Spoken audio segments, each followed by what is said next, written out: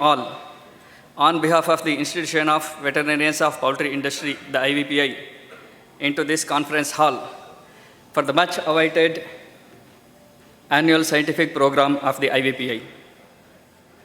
Distinguished speakers, scientists, poultry veterinarians, business heads, and progressive farmers from the length and breadth of India have come over here.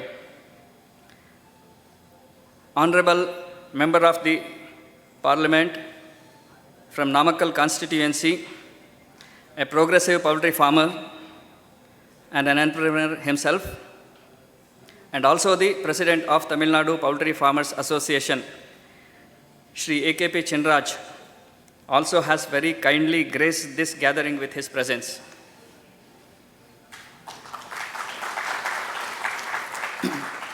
Greeting all of you once again, I request Professor Devegowda, the President of IVPI, to welcome this august gathering and to open the session with his remarks. Sir, please.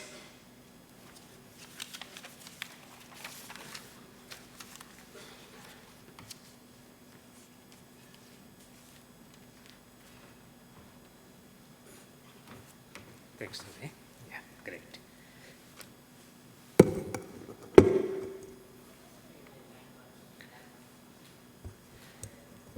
Our beloved parliamentarians, we are extremely proud, a poultry farmer, veterinarians entering Lok Sabha and speaking on poultry. I could see Mr. Chinraj speaking in English in Lok Sabha. I could see Dr. Ranjit Reddy and Sanjay Balan also. It is great, we have a great opportunity, we are lucky to have such kind of parliamentarians. First is AKP Chinraj, who is a poultry farmer and entrepreneur, and now he is a parliamentarian, member of parliament from Namakkal, Tamil Nadu. Dr. Ranjit Reddy, all of you know very well, is a poultry veterinarian and entrepreneur, and now is a member of parliament from Telangana state. And Sanjay Balan is a veterinarian, now is a Minister of State for Animal Husbandry, Dairying and Fisheries. What a proud. Sir, the best wishes for all of you on behalf of IVPI, on behalf of all the farmers, all the companies, pharma companies, all the companies, it's the best wishes for these three members of parliament. Now, here is the first slide I put on the rising feed cost. The purpose why I put both Chinraj and Dr. Ranjit Reddy, in parliament they spoke, maize cost is too much, you have to import, duty free. And not only that, first time I have seen in parliament speaking on poultry. And they also said, always you talk about green revolution, white revolution, blue revolution, you never talk of poultry. That is what they said in Lok Sabha. What I feel, see broiler chicken, after processing, the chicken color, after processing, it is a golden yellow color. It is a 24-karat golden color. So what I would like to name it, for the broilers what we produce in our country, gold revolution. Why not? See, we have to start something, like how they made white revolution, green revolution, and so on. With respect to the egg production, the eggs are white in color. We say silver production. Sir Chinraj sir, Parliament, please speak in that. Gold revolution, white revolution. So it will keep on catching up. That is how our consumers come to know about this. You know, the maize price this year, last year has gone up because of pest infestation. That is the major factor. For that purpose, our farmers started using alternative to the maize, like wheat, rice broken, bajra, and so on. Because there are so many nutritionists present here, they know much better. So that is what we call relearning. You know, the theme of today's scientific program is learn, unlearn, and relearn. Dr. Gopal Reddy suggested this theme. Then I did not agree for that. What is this? It is something like for IT company, BT company, not for poultry company. Then our Dr. Harsha Kumar Shetty is very nicely convinced. Now I realized it, the theme suggested both Gopal Reddy and Harsha Kumar Shetty is good and appropriate. And this is about the walkathon, which is arranged at Pune city in a very big way. Poultry veterinarians, large gathering of poultry veterinarians, the public, everybody has participated, and it was a great success. Their main objective is to popularize the consumption of eggs and chicken meat. Reason being, malnutrition is rampant in our country, especially children. Dr. Sylvia is here, right here, public health doctor. She knows a lot about that. She keeps on writing in a newspaper. So including in that position, Sharad Pawarji, senior politician, also participated in that program. Many people, and it was a grand success. And here look at the egg provided in the midday meal and in Anganwadi. Look at the trend in the country. Sir Suresh Raidugar, he knows very well, he is a vice chairman of International Egg Commission. Look at the trend. Eggs are provided in the southern part of India, eggs are provided in the eastern part of India. Nothing in other parts of India. Dr. Ajay Deshpande, something we have to do it for this. Dr. Kulkarni, Dr. Santosh Hire, and all our veterinarians, all our farmers, Suresh Chituri, and Dr. Harsha Kumar Shetty, and others, we have to do something for this. You know, eggs are so nutritious, everybody knows, well accepted. It is the most nutritious food on earth. It is a vegetarian food of animal origin. There is no embryo in that. That's why we call vegetarian food. Milk also we call as a vegetarian food of animal origin. So that is how. And recently, National Institute of Nutrition conducted a survey among the elderly people. 20% of them are anemic. You know the reason why? Vitamin B12 deficiency. Vitamin B12 completely absent in vegetarian diet. So what they recommended, consume egg or milk, consume egg, milk, they are the best source of vitamin B12. So that the anemic condition we can minimize. I think Dr. Selvi agree with me. So that is what it is. And look at even in Maharashtra, central part of India, northern part of India, even in Karnataka, except Anganwadi, we don't provide in midday meal. Of course, Abhay Anjuri is also here. And then all of you know eggs and meat, they are rich in omega fatty acids. If not so rich, we enrich them, enrich the feed, poultry feed, chicken feed with omega fatty acids. So that the chicken meat and eggs will be rich in omega fatty acids.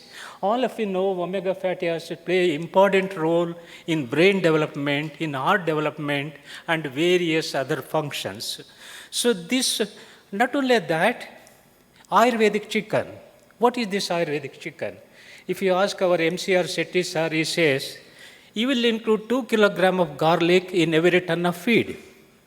Not only MCR Shetty, other producers, Dr. Nallappa, Dr. Suresh Babu, so many other producers, not only garlic, turmeric, they are antibacterial, they improve the keeping quality of the meat. Look at this kind of a thing we have to promote, we have to educate the consumers what we are using in natural, 100% natural. Our Kishore Kumar Hegde, I could not see today Kishore Kumar Hegde, right, he is also using 100% natural. And coming to the diet chicken and diet eggs, why we call diet chicken? Because there is no carbohydrate in the chicken and in the eggs. no carbohydrate. So good for diabetic patients, good for people who want to reduce the weight. It's mainly protein, vitamins, and minerals. So our marketing people, all producers, online marketing, quick service restaurants, we have to brand the chicken as diet chicken or diabetic chicken, good for diabetic people. Otherwise, our diabetic people, we keep on restricting the food, thereby they become more psychologically affected. So the chicken and eggs are extremely good. So look at the child. He consumes chicken every day two times. He goes for swimming, goes for cycling, goes for football. That is how the chicken and eggs, these play an important role. And regarding the hormones and steroids, last year also I mentioned, I would like to repeat it. The reason being, I keep on getting phone call from the media. Our media friends are extremely good. Last year they made a very good coverage, both print media and electronic media. I request again our media group, both print media, electronic media, the hormones and steroids never used in poultry production, nowhere in the country. Nowhere in the country they are used. Why some of them have that wrong impression? Because how is that the broiler chicken put on 2 kilograms in 5 weeks of age? This is a scientific development, good genetic improvement, good quality feed, and biosecurity measures. So that is what it is. Never given hormone to this broiler chicken or any chicken. It is a very safe, healthy. Our main intention is consumer. Consumer is the king. I am sure our Abhi Ajara will mention about that. So we go in that angle. So please, our press media, put it this one in the big one. We give an authority. In Andhra Pradesh, what they said, you will give 50 lakhs if someone prove using the hormone in any poultry farm in the country. Nobody has come forward. Similarly in Kerala. So this shows it's only a myth, a false propaganda. Then coming to the cholesterol, also I would like to repeat, cholesterol is a very essential nutrient. It is required for vitamin D synthesis, sex hormone production, so brain functioning. It is so many good functions it has in the system. And this cholesterol, 40 years back, they made a wrong decision. So about 4 years back, they made a decision. Cholesterol is no longer a concern. Cholesterol limit was removed in the year 2015. So it is safe to consume eggs, safe to consume milk, safe to consume meat. Don't worry about the cholesterol. What is the factors causing heart disease? It is the overweight, it is the sugar, stress factor, inflammation, oxidative damage. These are the things, main causal factor for the heart disease. In this, I want to stress is the most important. Dr. Selvi, a medical doctor right here in front of me, she knows a lot. She worked in St. Joseph Medical College. Sorry. Then coming to the branding with respect to the antibiotic is concerned, nowadays the producers, almost they stopped using antibiotics.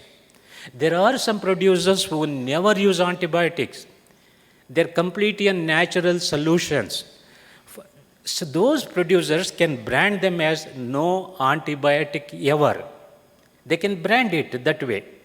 There are many producers, for example, Lifeline Chicken, VH, many producers, Nandus and Shia Farms, so many producers.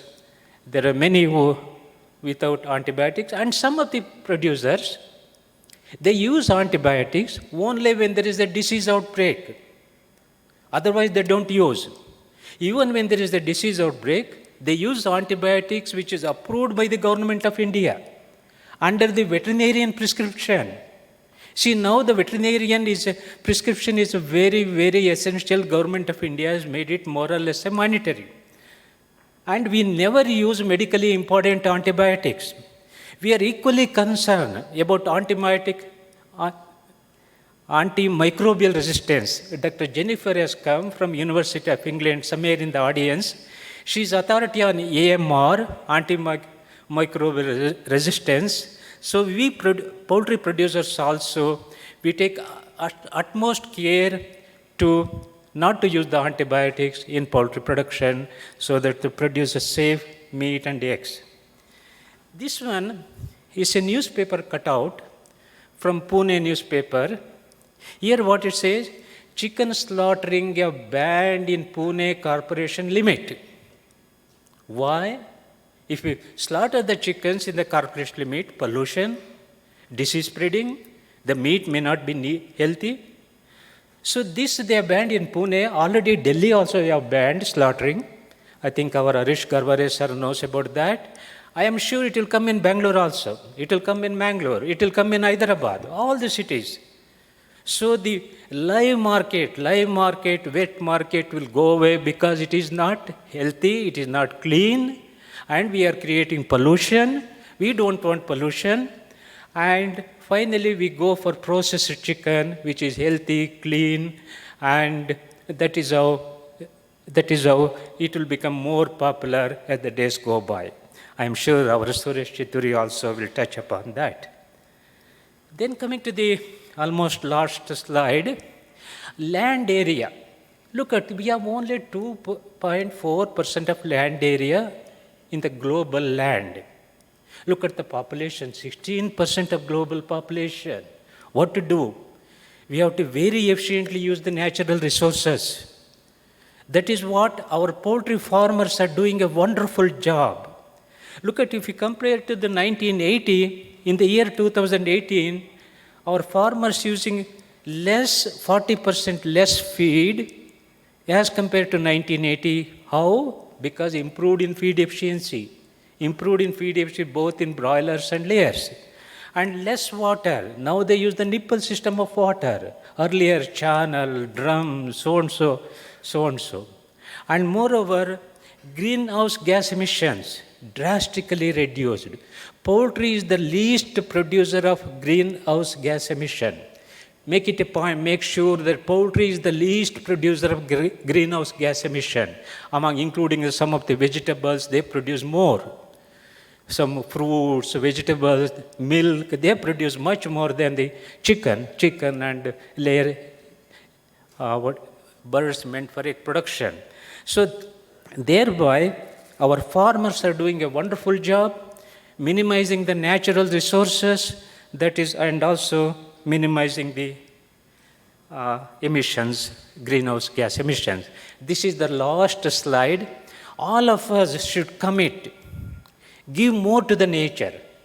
See what's happened, just few days back we had what we call flood in many areas, not only Karnataka, Maharashtra, Gujarat.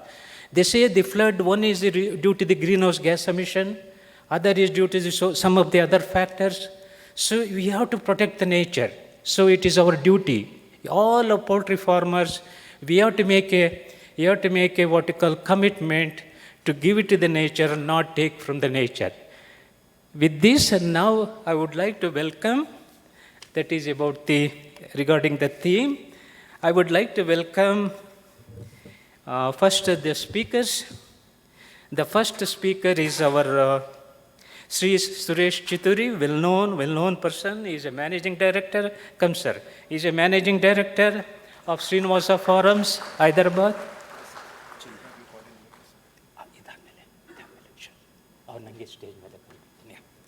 First speaker, Suresh Chituri, managing director, Srinivasa Forums.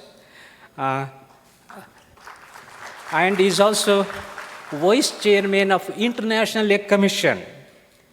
Now I request our Manjesh Kumar, okay, fine. Manjesh Kumar Jadhav, or okay, fine, you are giving to Mohan Kumar, that should be fine. Yeah, right. Mohan Kumar is honoring our Suresh Chituri with a bouquet. The second speaker is Sir Abhay Anjura, sir, please. He is a CEO of Licious, online marketing organization. Online marketing organization. And I request our Sri Ashok Kumar from Ma Integrators, come sir, to honor him with a bouquet.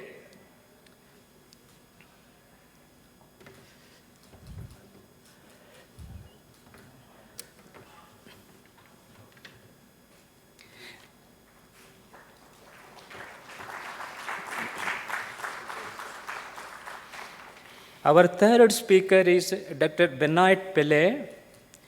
He is Enric from Enric Genetics, France, and also he is the Asia Director for Layers. I extend warm welcome to you, sir, and I request Kishore Kumar Hegde is not here, Dr. Selvan Kannan to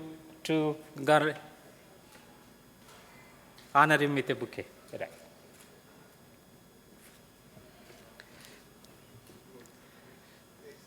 Oh, Kishore Kumar Hegde is here. Very nice, sir. You also? Yeah, right.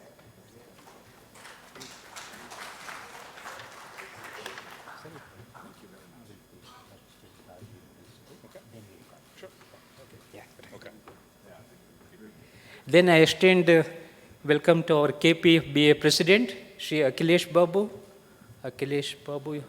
Yes, sir. Come, sir. And I request our Dr. Raghavendra Bhatt is supposed to come. Dr. Raghavendra. Our Venkatesh Hegde. Please honor him with a bouquet. Right.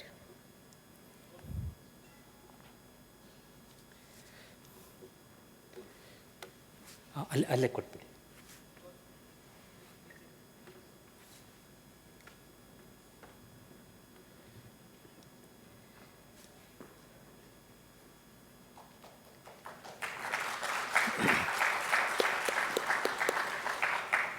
Next is our Sri Harish Garware, who is the President of Indian Poultry Equipment Manufacturers Association, and also is the President of Knowledge Day of Poultry India, which we conduct in Hyderabad every year in the month of November.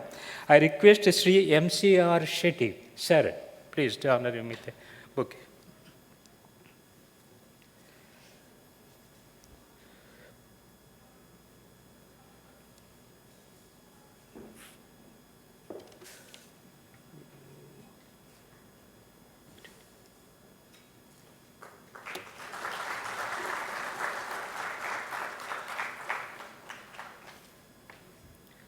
Ready, please. Next is Dr. Selvia. She is a public health doctor and researcher. She is well-known. She promotes so much of egg consumption in the midday meal scheme. You could see her articles in the newspaper, so many in the social media.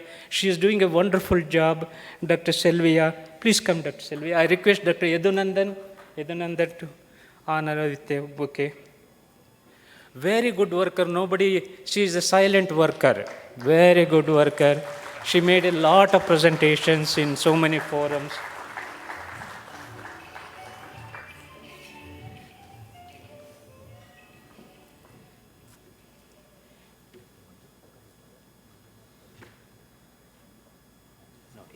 Right.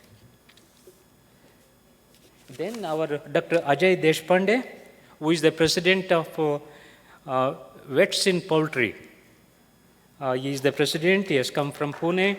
They are doing a wonderful job. They are a big team of veterinarians, poultry veterinarians. And I request our senior veterinarian, Dr. Mohan, Dr. K. Mohan, to honor him with a bouquet.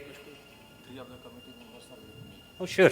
Sir, I request Santosh Ire and Kulkarni to come. Yeah, and Kulkarni, all the three together from the same organization. Sir, please. Yeah.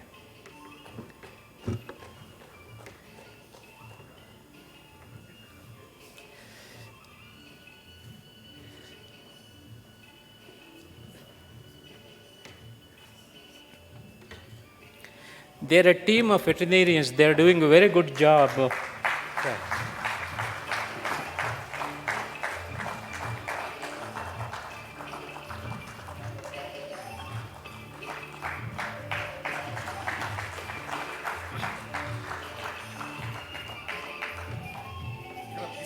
Okay.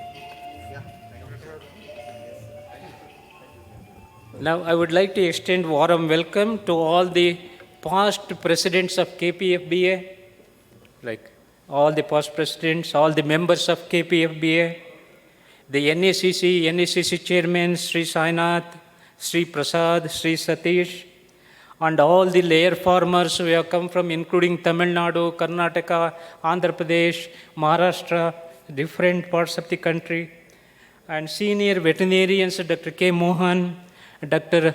R.N.S. Gowda, Dr. Puttannaya, Dr. Raghavendra Bhatt, Dr. Mahesh, Director CPDO Esargata, Dr. Ramesh, Director NDRI, Dr. Santosh Ire, Dr. Pawan Kumar from USEC, Dr. N.C. Manju from Jaffa, Dr. Girish from Yamanik, Dr. Sridhar Patel, Dr. Jennifer from University of England, Dr. Ravindra Reddy from Hyderabad, Dr. B.S.V. Reddy, Dr. Niranjan Kumar Rai, Dr. Vijay Makeja, Dr. Kaushik Sinha from Kargil, Dr. Selvan Kannan, and all the other veterinarians. I could not list all of them. There are many other dignitaries. And our additional director from the Department of Animal Husbandry and Veterinary Services, Dr. Srinivas Reddy, and all other officials of Animal Husbandry and Veterinary Services, and professors from the Veterinary College, and all the members of INFA, that is an association of animal health company, including Vijay Makeja. So many have come. Vijay Makeja, our Dr. Verma, so many of them have come. And members of online companies, quick service restaurant, and to all our event sponsors, the most important, our event sponsors, and also the sponsors of today's program. I also extend warm welcome to our press people, who are very friendly, who are waiting to listen to the speakers, our press people, both from the print media, electronic media. Every year they come. They do a good job. They do a good coverage. We want them. See, to reach the consumers, we need the press people. So that is why, sir, we extend warm welcome to all of you on behalf of our poultry producers and our veterinarians.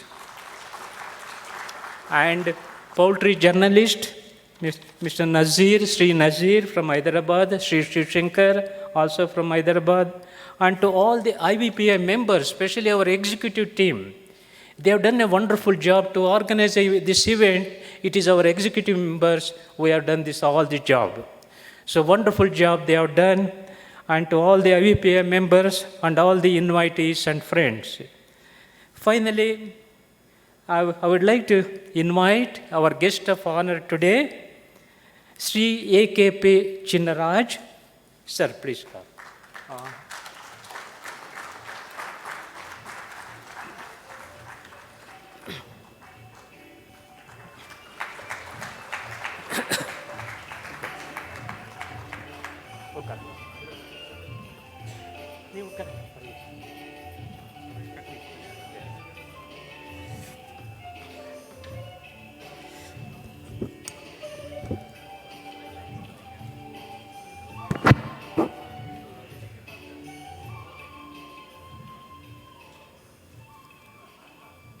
Just I will do the informal introduction. Why? I know Chinnaraj more than 30 years. Before his marriage. Then I attended his marriage. Not only his marriage, his daughter's marriage about 4 years back. His daughter is Sujita. She is a graduate doing wonderful job. His wife, Shanti.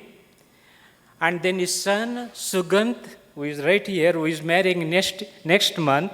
I am sure I will be attending his marriage also. Mr.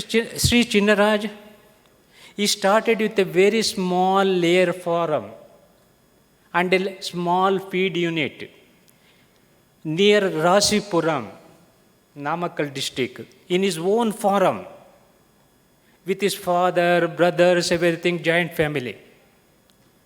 I used to visit very often. Very good breakfast, Dr. Mahesh.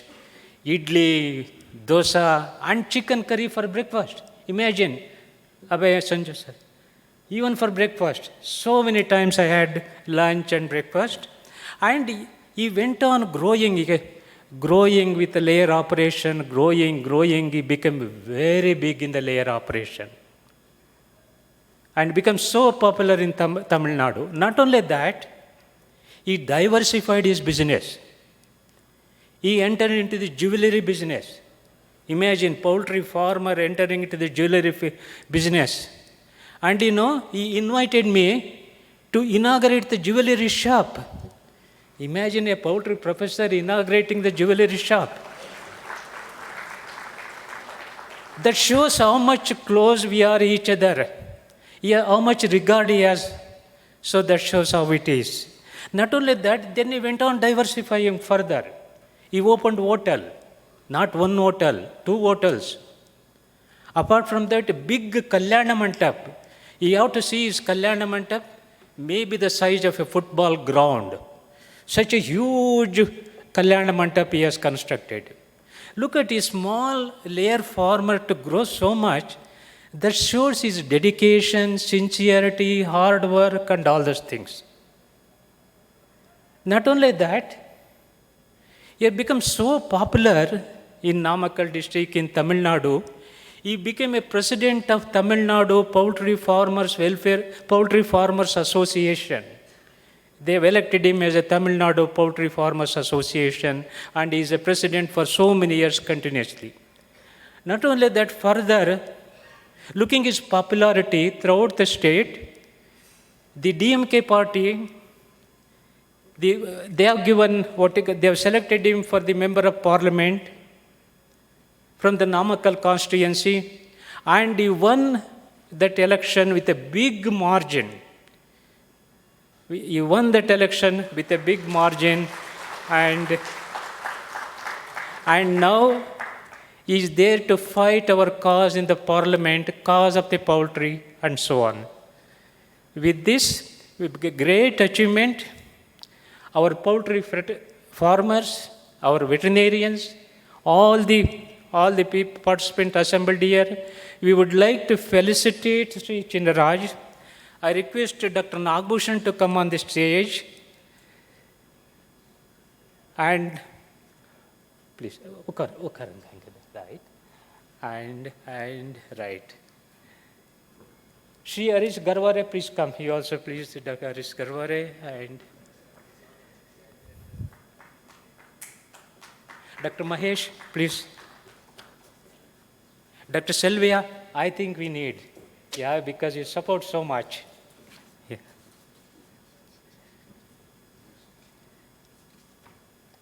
Yeah, no.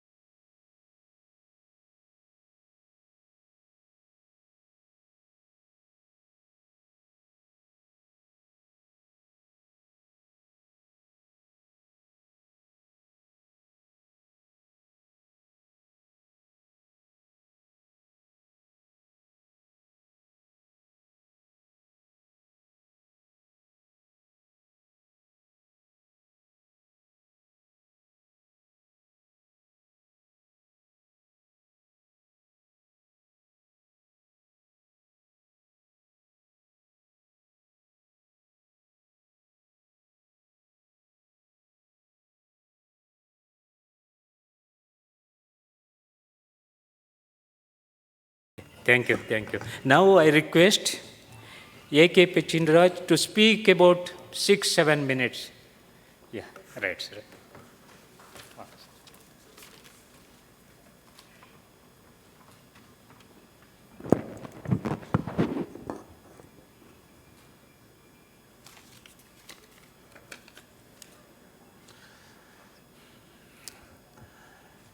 Welcome to all. Today this meeting, I can't English fluently, so now I speak in Tamil.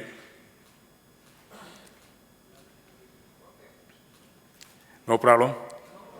Okay, thanks. இந்த இனிய நிகழ்ச்சிக்கு தலைமை பொறுப்பேற்றிருக்கின்ற மரியாதைக்குரிய என்னுடைய நான் இந்த நிலைமைக்கு வந்திருக்கின்ற என்னுடைய குரு மரியாதைக்குரிய டாக்டர் தேவகவுடாஜி அவர்களை இந்த நேரத்தில் இருகரம் கூப்பி வரவேற்கின்றேன். இந்த நிகழ்ச்சியில் என்னுடைய my blood, all of my bloods, poultry blood, அத்தனை farmers and veterinary technicians, poultry technicians எல்லாத்தையும் இந்த நேரத்தில் பார்க்கும் பொழுது ரொம்ப சந்தோஷப்படுறேன்.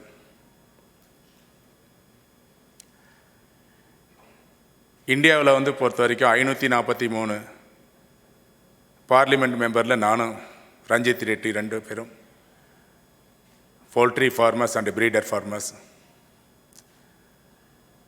ஸ்டேட் மினிஸ்டர் சஞ்சிகுர் பால்யான் ஒரு வெட்டினரியன். இதெல்லாம் நாங்கள் பார்க்கும்போது ரொம்ப பெருமையாக நம்ம போல்ட்ரி இண்டஸ்ட்ரிக்கு இருந்தால் கூட இந்த இடத்துல எங்களையும் அழைத்து கௌரவப்படுத்தி இருக்கக்கூடிய அத்தனை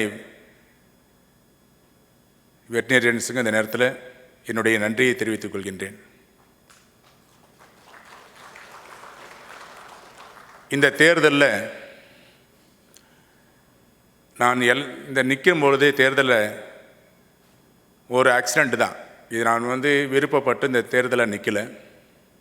சூழ்நிலையின் காரணமாக அந்த தேர்தலில் நின்ற பிறகு இந்தியாவிலே போல்ட்ரி இந்த தேர்தலில் நிற்கும் பொழுது யாரும் கொடுக்காத கமிட்மெண்ட்டை நான் கொடுத்தேன். எந்த சூழ்நிலையுமே சிங்கிள் பைசா கரப்ஷன் கிடையாது, என் இடத்துல இருக்காது. என்னுடைய டோட்டல் சேலரியும் படிப்பு முடியாத வசதி இல்லாத குழந்தைகளுக்கும் மருத்துவ செலவுகளுக்கும் முழு தொகையும் செலவழிப்பதாக தேர்தலிலே வாக்குறுதி கொடுத்துருந்தேன். அது செய்யும் பொழுது எனக்கு மன திருப்தியும் இருக்குது. அதே போல் வெற்றி பெற்ற பிறகு எந்த சுச்சுவேஷன்லேயும் அரசியலில் ஜாதி மதம், அரசியலில் கட்சிகள் எந்த கட்சியாக இருந்தாலும் வேறுபாடு இன்றி ஒட்டுமொத்த மக்களுக்காக தான் பாடுபடுவேன் என்று நான் தேர்தல் வாக்குறுதியும் போதே சொல்லியிருந்தேன். அரசியலில் பார்க்கக்கூடாது, யாரையும் பார்க்கக்கூடாது. எனக்கு வாக்களித்தவர்களுக்கும் சரி வாக்களிக்காதவர்களுக்கும் எல்லாரும் ஒன்று தான் அப்படிங்கிற எண்ணத்தில் தான் என்னுடைய பணி ஆரம்பித்தேன். இந்த போல்ட்ரி இண்டஸ்ட்ரியில் வெற்றி பெற்ற பிறகு டெல்லியில் இருக்கக்கூடிய மத்திய அமைச்சர்கள் எல்லாம் நேரிலே சந்திப்பதற்கு நான் 5 மாதங்களுக்கு முன்னால் ஒரு தமிழ்நாடு கோழிப்பணியாளர் சங்க தலைவராக சென்றிருக்கின்றேன். ஒரு மத்திய அமைச்சர்களை பார்ப்பதற்கு நாம் மற்றவர்களை அரசியலில் இருக்கக்கூடியவர்கள் அழைத்து சென்று பார்க்கும் பொழுது ஒரு மிகப்பெரிய பிரம்மாண்டமாக இருந்தது. பார்ப்பதற்கு முடியுமா முடியாதாங்கிற சூழ்நிலை இருக்கும் பொழுது தற்சமயம் நானே ஒரு பாராளுமன்ற உறுப்பினராக சென்று எந்தவித அமைச்சர்களையும், அதாவது பாரத பிரதமரை தவிர அனைத்து அமைச்சர்களையுமே நேரில் சந்திப்பதற்கு எந்த விதமான அப்பாயின்மெண்ட் வாங்காமல் அவருடைய வீடுகளுக்கும் சென்று அலுவலகத்தில் சென்று பார்ப்பதற்கான ஒரு வாய்ப்பை ஏற்படுத்தி கொடுத்துருக்காங்க. அதன்படி தான் இன்று இந்த துறை சார்ந்த நம்மளுடைய துறை சார்ந்த இன்றைய முக்கியமாக இருக்கக்கூடியது கோழி தீவனத்துக்கு பயன்படக்கூடிய மக்காச்சோளம் இறக்குமதி செய்ய வேண்டும் என்ற ஒரு காலகட்டத்தில் மத்திய அமைச்சர்கள் எல்லாம் நேரில் சந்தித்து கால்நடை animal husbandry minister, agriculture minister, commerce and trade minister, finance minister இவர்களெல்லாம் நேரில் குறைந்தது 10 முறையாவது அனைத்து அமைச்சர்களையுமே பார்த்து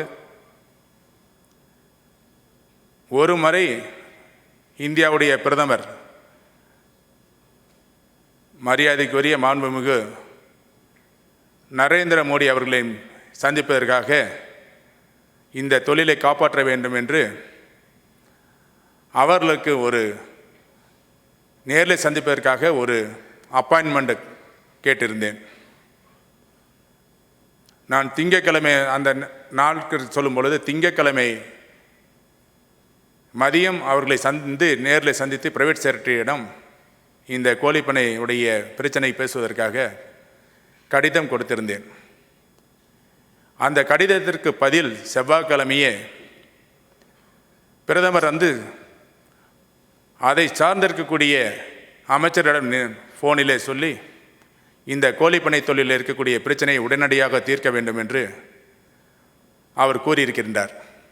அதன் பிறகு செவ்வாய்க்கிழமை மாலையே பிரதமர் அலுவலகத்திலிருந்து பிரைவேட் செக்ரட்டரி என்னை தொடர்பு கொண்டு நீங்கள் உடனடியாக உங்கள் துறையை சார்ந்த அமைச்சரை நேரிலே சந்திக்க வேண்டும் என்று கூறிய பிறகு புதன்கிழமை காலை நேரிலே சந்திப்பதற்காக அவருடைய இல்லத்திற்கு என்னுடன் கிரீதர் அவர்கள் வெங்கடேஸ்வர ஹெச்சரிஸ் நெக்கிலிருந்து அவரை அழைத்து சென்று நேரில் சந்திக்கும் பொழுது செவ்வாய்க்கிழமை இரவு கால்நடைத்துறை அமைச்சர், agriculture minister and commerce and trade 3 cabinet அமைச்சர்களும் 2 மணி நேரமாக இதனுடைய மக்காச்சோளத்துடைய பிரச்சனை பேசி உடனடியாக 4 லட்சம் டன் இறக்குமதி செய்வதற்கு 15% உடைய கஸ்டம்ஸ் டியூட்டியில் அவங்க ஒரு ஆர்டர் போட்டாங்க. பிரதமருடைய ஆலோசனையில் அன்று இரவே பண்ணினதுனால தான் 4 லட்சம் டன்னு நமக்கு கிடைச்சதுக்கான வாய்ப்பு வந்த பிறகு மக்காச்சோளத்தினுடைய விலை 26 ரூபாய் 27 ரூபாய் போனது. இந்த 26 ரூபாய் 25 ரூபா 50 பைசா கிடைப்பதற்கு காரணம் அதனால தான். 15% டியூட்டி 0% டியூட்டியாக இன்றைய வரைக்கும் கேட்டுட்ருக்கேன். நேற்று கூட அதுக்கான கடிதம் காமர்ஸ் ஸ்டேட்டிலிருந்து எனக்கு கடிதம் அனுப்பியிருக்காங்க. 0% பண்ணுறதில் மத்திய அரசுக்கு ஒரு சிக்கல் இருக்கிறது. அக்ரிகல்ச்சர் மினிஸ்டர்லேருந்து 0%க்கு பர்மிஷன் கொடுக்க மாட்டேங்கிறாங்க. காரணம் maximum the minimum selling price மைஸோடைய ரேட்டு 17 ரூபா 60 பைசா. நவம்பர் மாதம் துருக்கியில் இந்த உக்ரைனிலிருந்து மக்காச்சோளம் இறக்குமதி செய்தால் 15% டியூட்டியில் பண்ணும்போது 19 ரூபாய்க்கு இந்தியாவுக்கு சேரும் நமக்கு பண்ணைக்கு.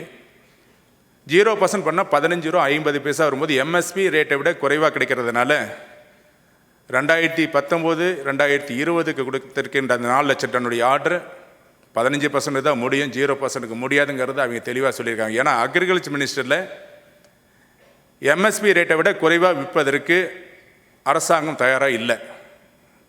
ஏன்னா விவசாயிகள் பாதிக்கப்படக்கூடிய சூழ்நிலை இருக்கிறதுனால முடியாதுங்கிற சூழ்நிலையில் அந்த 0% கொண்டு வரத்துக்கு முடியல. இருந்தாலும் மக்காச்சோளம் விலையை கட்டுப்படுத்தக்கூடிய சூழ்நிலை வகையில் ஏற்படுத்தப்பட்டிருக்கிறது. 50,000 டன் 15% டியூட்டியில் இப்போ இன்னும் 10 நாட்களில் தமிழகத்துக்கு சேர்ந்தோம். வரும்பொழுது கண்டிப்பாக மக்காச்சோளம் விலை அதிகரிப்பதற்கான வாய்ப்பே இல்லை. அதே போல் கேஜ் பொறுத்த வரைக்கும் பேன் பண்ணுறதில் இருந்து மத்திய அரசு தெளிவாக இருக்காங்க, பண்ணையாளர்களுக்கு சாதகமாக இருக்காங்க. அதையும் இந்த நேரத்தில் கூறிக்கொள்கின்றேன். கவர்மெண்ட் சைடில் நமக்கு எந்த விதமான பாதிப்புகள் இல்லை. அரசாங்கம் இந்த கோழிப்பண்ணை தொழிலை கௌரவமாக தான் நினைக்கிறாங்க. நான் மீண்டும் செப்டம்பர் மாதம் மத்திய அரசிடம் மற்றொரு கோரிக்கையை வைப்பதற்காக தயாராக இருக்கின்றேன். இந்த கோழிப்பண்ணை தொழிலுடைய வட்டி விகிதம் குறைந்தது 4% குறைக்க வேண்டும். 5% கோழிப்பண்ணைகளுக்கு கடன் வழங்க வேண்டும். இந்த இன்றைய இருக்கக்கூடிய சூழ்நிலை 1 ஆண்டுகளுக்கு ரீபேமெண்ட் பீரியடை தள்ளி வைக்க வேண்டும் என்று ஒரு கோரிக்கையை நிதியமைச்சர் அவர்களிடம் கொடுப்பதாக இருக்கின்றேன். ஏன்னா ஒரே நேரத்தில் 2 கோரிக்கையில் போனால் சக்ஸஸ் பண்ண முடியாதுன்னு தான் அதை நிறுத்தி வச்சுருக்கோம். இப்போ இது மைஸ் முடிஞ்ச பிறகு உடனே அதுக்கான ஏற்பாடு செய்கிறோம். நவம்பர் மாதம் வந்து இம்போர்ட் பண்ணாலும் 15% டியூட்டி இல்லை, 19 ரூபாய்க்கு மக்காச்சோளம் கிடைக்கும்.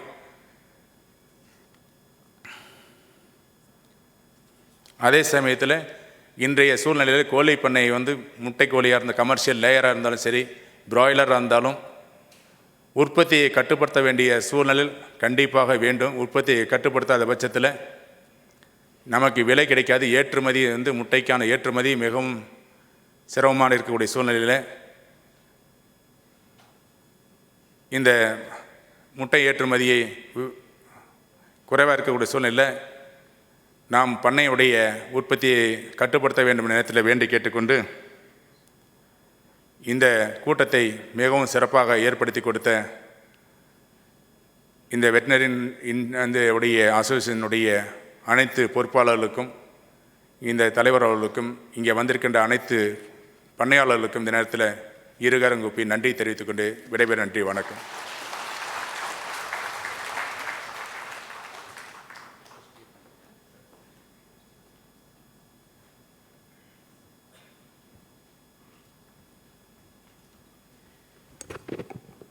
Sir, during my welcome address, I missed one or two important dignitaries. Professor Srinivas Gowda, I request, please come to the stage.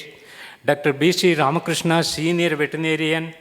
In a huge gathering, sometimes what will happen, we list them, and sometimes it happens. Please come, sir. Dr. B.C. Ramakrishna, Professor Srinivas Gowda. And I request our Honorable MP to honor them with a bouquet.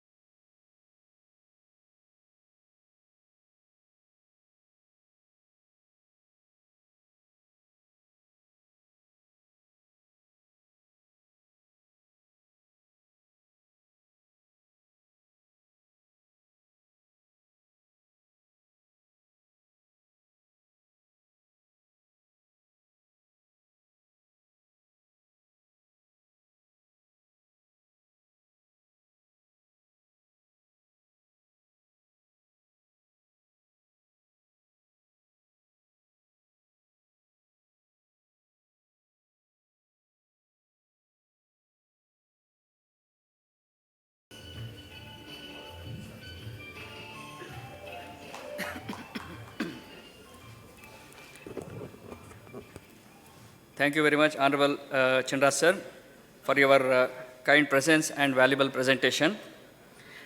The IVPI feels honored for granting our request for coming over and gracing the occasion. Thank you very much once again, sir. Thank you, President Professor G. Devegowda, for your opening remarks. We will now be entering into the technical part of the program. I would like to invite now Shri Suresh Raidu Chitturi for a presentation on the role of the poultry industry in Indian economy. Sir, please. And while he comes, Mr. Suresh Raidu Chitturi is the Vice Chairman and Managing Director at Srinivasa Hatcheries Limited and the Vice Chairman of International Egg Commission, and is on the board in about 21 other companies. He is a graduate from the RV College of Engineering and holds an MBA from Emory University. He is a man with business in his genes and poultry in his veins. Requesting him to share his analysis of the poultry industry's role in Indian economy. Please, sir. Thank you. Oh, sorry, I forgot. Thank you very much, IVPI and Dr. Devegowda garu, Srinivas Gowda garu, Guru garu unnaru ikkada, Mahesh, and a lot of friends here and seniors. Thank you very much. I'm really touched and honored that you have thought of me to come and talk about this. And again, a pet subject. I think Abhay of Licious I saw on his laptop converting vegetarian since 2015. We have been doing since 1965. So anyway, so this is an industry that I'm deeply connected with, and my life is on this. That said, before that, and I think I also want to mention that I personally consider a veterinarian as the most important employee in Srinivasa Farms. Possibly more important than me too. I'm just finding that person who can replace me. So if anybody interested, please let me know. I do have a lot of positions I'm looking for, and specifically veterinarians. So I did my pitching there, so thank you. So let me talk about Indian poultry industry and the role of its role in the Indian economy.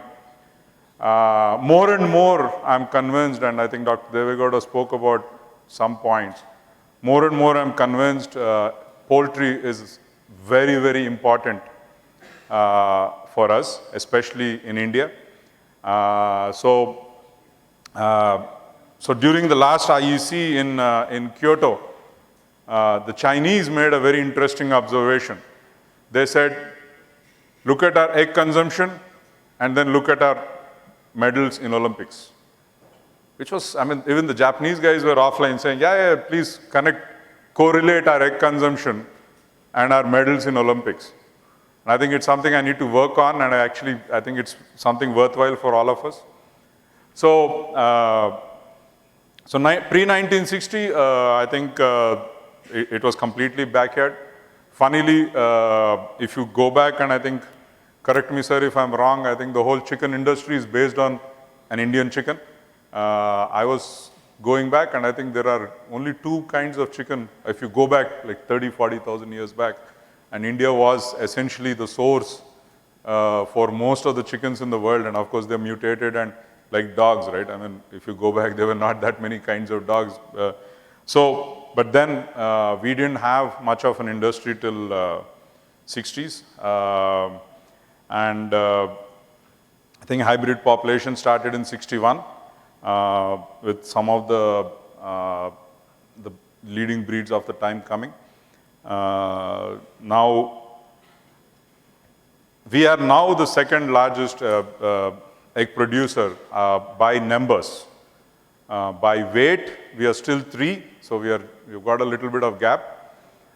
India is today close to 94-95 billion eggs. US is 92 billion eggs. So I really don't know. I mean, I think some of our numbers we very casually give. We say 55 grams. I don't know how it can be that. But yeah, so right now on weight, we are still number 3, but egg numbers, we are number 2. And any which way, it's something that's going to get corrected, I think, over the next couple of years, either which way. Chicken meat, I think we are 4th largest. Again, there's really no organization like IEC on the chicken side. There is one, but it's not like as dominant as IEC is. So we really don't know where that number is coming from. But we should be, because our per capita consumption is very, very low. But we have a lot of people. So eggs is about 75, chicken is about 4 kilos now. So that's the thing. 2030, the expected numbers are 125 for eggs, which I think is a safe number we are talking about. I wouldn't be surprised if it goes up close to 150. I think it can happen if we do our job well, if we let people know, because I think the opportunity is there for sure, and everybody should eat 2 eggs a day. I think let's stop talking about 1 egg a day. If it's good health, you're talking about 2 eggs a day. That's what the Japanese have now taken on. They want to get to 700 eggs per capita in the next 5-6 years. So why not us? So, and chicken is expected to get to close to 8 kilos per capita. I don't know how many of you know, cities are already eating about 180 eggs per capita, and chicken is close to 8 kilos per capita. Cities are already there. So it's just that rest of the country has to catch up. So we make up about 1% of the country's GDP. I don't know how many of you knew that. So we are a pretty significant aspect of this. So they're saying we're about 130,000 crores now, the industry. Projected to grow steady at 7-8% year on year. To around close to 2 lakh crores by 2025. But see, one of the links is as India grows and per capita incomes grow, luckily for us, one of the first beneficiaries of that will be protein consumption. And since we don't have much of a competition from other animals, I think it will be poultry which will be the biggest beneficiary of this. And somebody, when I was in the CII chair, they were saying, if you want to know how the country is doing, they were saying, watch how the egg consumption is doing. And that's one of the easiest ways to know how that country is doing. And so I think, so broiler market in terms of retail price is estimated to be about 795 billion. Yeah, so the opportunities are very good. Of course, we have challenges. So again, I wanted to show you on egg production, how will it be over the next 10, 11 years.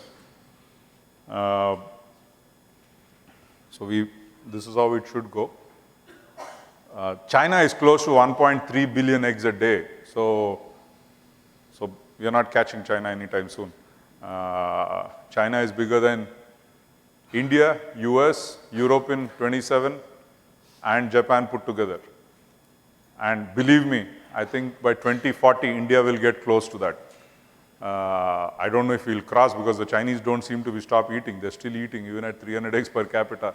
They're still growing and consumption is still going up. And right now there's a farm being built which is going to be 6.3 crore birds. So in the next 5 years, they want to get to 6.3 crore birds. So unbelievable. This is on the meat consumption, broiler meat consumption.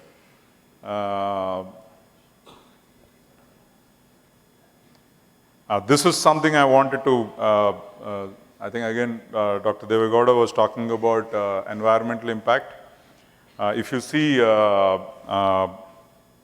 this is the intensity of, kcal based on energy, carbon emission per energy. Oil, of course, is 9,000 calories, so it's the production is not as efficient as it shows, but it has a lot of calories, so it kind of takes. But egg is actually better than rice. As you can see, it's better than many other. I think we can ignore mutton, but even if you see, it's way, way better than milk. And then in terms of protein quality, again, nothing can come close to it. But emission intensity, again, based on price, again, grams per rupee. Then you can see we are not too far from oil in spite of the advantage oil has. So I think this is very important for us, because as the country, we are adding more people, but more importantly, we are getting richer. So the demand for higher quality food increases.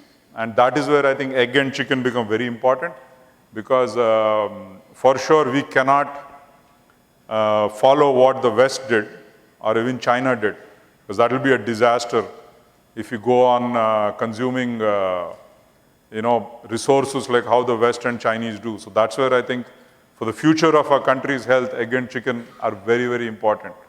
So this is something, again, I wanted to just add a slide. We have done this. We have had a small session for poultry farmers layer farmers in Hyderabad, where we showed them how through water harvesting, they can actually, of course, we also have to work on reducing water, but through water harvesting, we are actually able to significantly generate, improve groundwater level. So this is something I wanted to show, and also, using, solar power and also biogas. These are projects we are doing. So yeah, I think yesterday we were checking each house was capable of generating quarter megawatt of power, which is like brilliant. Only thing is we need to talk to government and see how that can be sustainable for us. We have 2 plants now. We are building a 3rd solar plant. Our soya plant is more or less running on a solar plant. We have 1 small in our feed plant. And we are doing a solar project for our chicken processing plant now. We are saving a lot of money through that. So I just wanted to put it out there. So this generation, So again, I mean, if anyone of you is interested, I think during dinner you can ask me. I don't want to bore everyone with all the details now. Employment generation, so this is our estimate. Unfortunately, I think the industry, we don't do enough of this for ourselves. But I think given that 4 lakhs number is very small, I think it's way higher than that. But overall, I think direct, indirect, if you're talking of, I mean, we have looked at, there was a maize report recently, we looked at that and all that, and looking at everything that the industry supports, today we are supporting close to 1.3 crore people. And I don't know if you know that. Sir, I think Chandra sir, this is what is the danger when government does romantic things like, cage free and all that without thinking through. I think this is what it is, because of course cost will go up, but then these are the people in danger too. And so these are the things we have taken, different things. But if you look at on the other side, each egg consumed more. Again, we're talking of all sectors, the agriculture and all that. We're talking of 1.3 lakh eggs added, jobs added. There was a report some years back, I know I have to search for it, but they said poultry industry was more effective than Narega in generating jobs. I still have to find that, and they said they compared to how much money government was spending on Narega and how poultry industry without any investment from government was actually causing more jobs. So I think that's the critical thing we have to remember, again, why we are important for the nation. 100 grams of chicken eaten more is going to cause about 1.2 lakh jobs. As I said, this is something that we have done. It's not done by any scientist, but I think some of us should maybe engage maybe an IIM Bangalore or somebody to do these things for us. And so if it's not 1.3 lakhs, it's 60,000. It's still, I think, phenomenal number. When you think about, we are going to go from 70 to 200 eggs. Just imagine how many jobs can be caused, even with automation coming in and all that. That's going to be a phenomenal opportunity and contribution that we are going to do to the nation. Then think of how much maize, how much soya, how much, whatever you can think of is needed, and the effectiveness of that, right? So impact of growth of poultry industry on the inputs.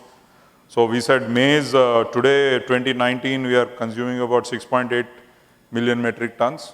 Broiler industries, so together we are consuming about 14 million metric tons.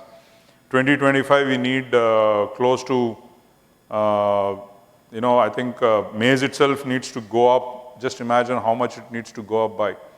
And I don't think government has any clue. Actually, a few months back, we were talking to somebody in the department and they had no idea that this is what is needed. They have no idea, because in their whatever plans, maize doesn't matter. Is not included. They talk of wheat, they talk of rice, sugarcane, but nobody's talking of corn. And that's just the beginning. Just look at, 2025, if you're talking of 2030, 2035, China is today importing close to 50 million metric tons of soya.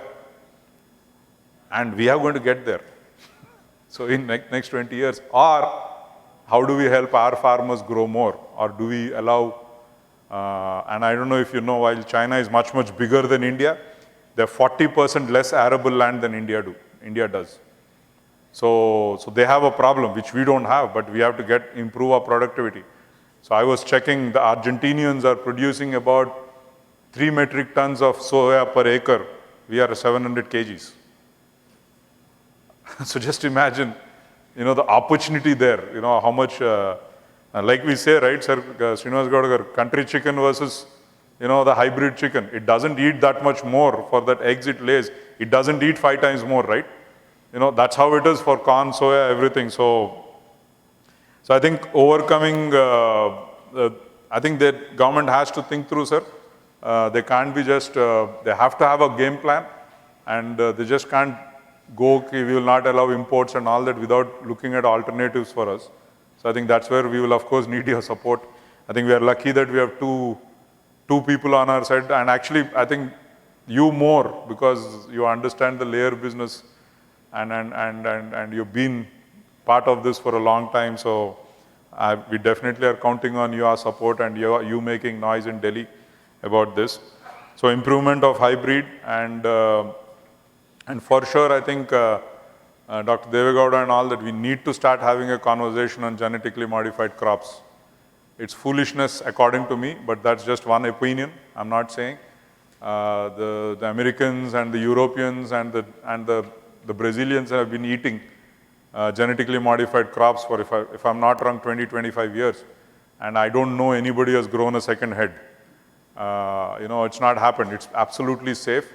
I believe pesticide usage goes down by 40-50%. Yields are going up. I saw this farm in Argentina. They have not plowed the farm for 30 years now. And his yields are 4 tons per acre in soya. 4 tons per acre, just imagine that. And life is so easy. I have seen a farm in US, 5,000 acres, 2 people are running it. So just imagine how the pesticide usage and all that. Now, importance of nutrition again, impact of nutrition on children, wasted, underweight, stunted. So again, I didn't present it here, but funnily we are 114th, I think, in per capita egg consumption in the world, and we are 116th on children's health. So the relation is quite straightforward, it looks like. We studied some states in India, again from NSSO data. Gujarat is one of the lowest in per capita consumption, and Gujarati children are one of the worst in terms of stunted and underweight and all that. Has nothing to do with the income levels, because Gujarat is one of the richest states. Per capita is the richest state. And then we compared it with Assam, which is 1/3 per capita GSDP per compared to Gujarat, but children are much 40% more healthier than, because they're eating more eggs. So it was quite simple, and how that did. And Dr. Devegowda was mentioning, Andhra government made 3 eggs to 5 eggs a week in midday meal. So I went and said, sir, we didn't even come and ask, how come you took this decision? The statement the secretary made was, this is the cheapest and bestest investment we made in public health.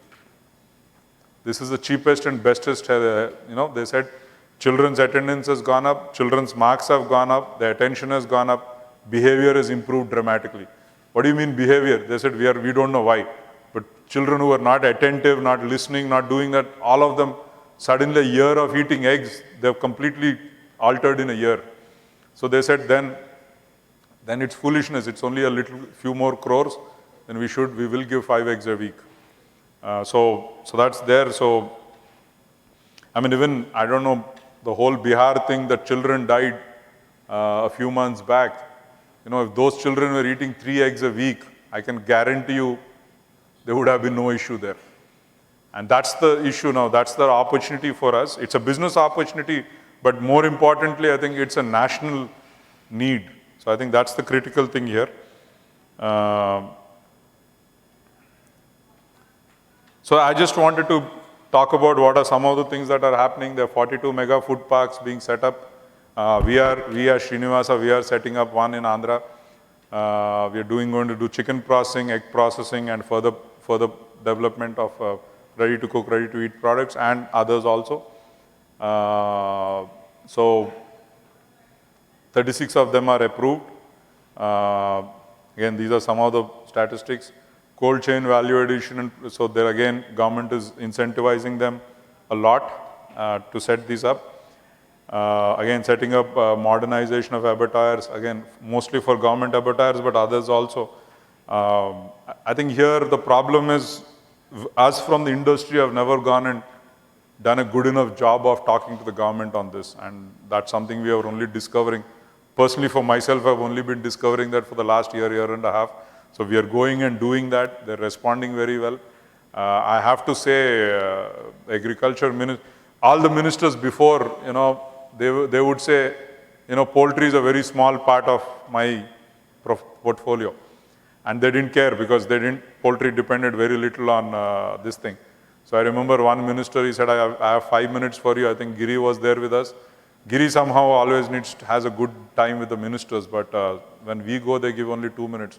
Out of that, 1 minute is gone in drinking chai, and then he says, get out now. But Giriraj Singh, the animal husbandry minister, the first time we have a minister for our industry, he was with us for 3 hours, right? And he was very, very, so his first line was, I'm your minister, I'm here to serve you and take care of you, come to me with whatever issues you have. So which was good beginning, I think, and Dr. Sanjeev Balyan is again somebody who understands things very well. So it's good, but I think it's for us to go and present things properly. So that same thing happened with cage, the whole cage issue also, is that for long, I think our presentations were very, very, very inappropriate. Once we made them present to the consequences, I think today they are on our side. Sometimes, of course, I think we should do more, in at least in certain things, you know, sending them mails or emails or whatever, but that's a later day thing. Key physical incentives, 100% FDI permitted through automatic route in food processing sector, concessional rate of customs duty, income tax deductions on capital expenditure allowed up to a rate of 150% for setting up and operating cold chains or warehouse for storage of agriculture produce, 100% tax exemption for new food processing and units for up to for first 5 years. And there is a fund of 20 billion rupees created with NABARD. Again, this is mostly for processing. Industry challenges, volatility of prices, I don't think I need to tell you that, both for our inputs and for our products. Wet market versus processed meat. I think this is changing. This is changing quite rapidly. Thank you, Abhay, for the job you're doing, and appreciate, and Metro, Nikunj is here. Thank you very much for what you guys are doing. Appreciate that. My chicken processing business grew 500% last year. So, you know, I wasn't anticipating that, and we got caught up in not being prepared for such a big growth. But, you know, so it's actually changing, I think, for sure. And of course, with Swachh Bharat and all that PM is talking about, I think some of the old practices will not be permitted. I think on the egg side too, I think there is a huge opportunity by branding and doing grading and all that. Consumers are willing to pay 40 to 50% more. So it's us who are not able to do that. So I think we need to learn and get going on that. And yeah, biosecurity issues and disease outbreaks. I have a slide on that. I will talk about that.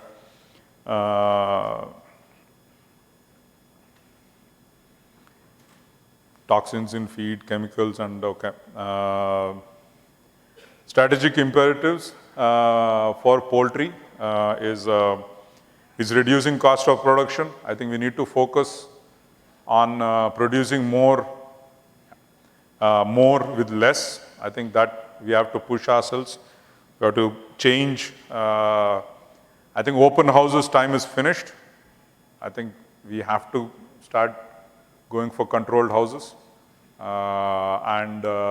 Because and biosecurity is definitely something. Enhancing processing facilities, cold chain, and meeting consumer demands. Because urban consumer is changing. I mean, Abhay and, you know, and people like Metro, Big Basket and all that, believe me, they are going to take over. The old way is gone. It's just a matter of time, and it won't change very, very rapidly. And if you are not ready for that, then we'll be caught out. Again, reducing cost across, optimize, again, these things are nothing new, but yeah, cold chain infrastructures are developing, but we need to work on that. Again, I think I don't need to tell you guys this about why this needs to be done, because I think you guys are quite knowledgeable on this. Enhancing processing facilities. Again, pasteurization of eggs can increase shelf life. and minimize this thing. And people will want, many people are asking us for boiled eggs.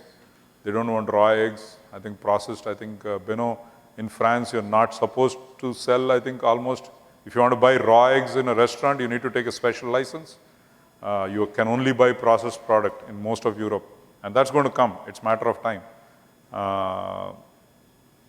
So new opportunities in the poultry industry is, I think we need to get present to what is the consumer need.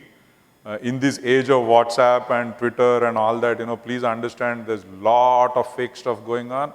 And some of them, we can, I mean, in my own house, we built this industry from 65. One day, suddenly my niece, me and my son are eating chicken at home, and my niece comes and says, how come you guys are eating? I said, what happened? She says, my mom has stopped making me eat for a month. I said, why? Oh, she saw some stupid fellow send something in WhatsApp, and since then. So I called up my sister. I said, what happened? She says, oh, I saw that picture. I said, how can you behave like that? Your father started the bloody business. You can't behave like that. But then when that happened in my house, then I started thinking, wow, this happens with us. Then just think about how it is in the rest of the world. And I think we have to, some of it we will confront, we will deal with it. Steroids, hormones, yeah, I mean, it just doesn't matter. People don't understand. So we are doing that. I mean, I think you will see Srinivasa is very active on social media, on Instagram and all that, that we are trying to educate people. I mean, whoever we can, I think it seems to be spreading.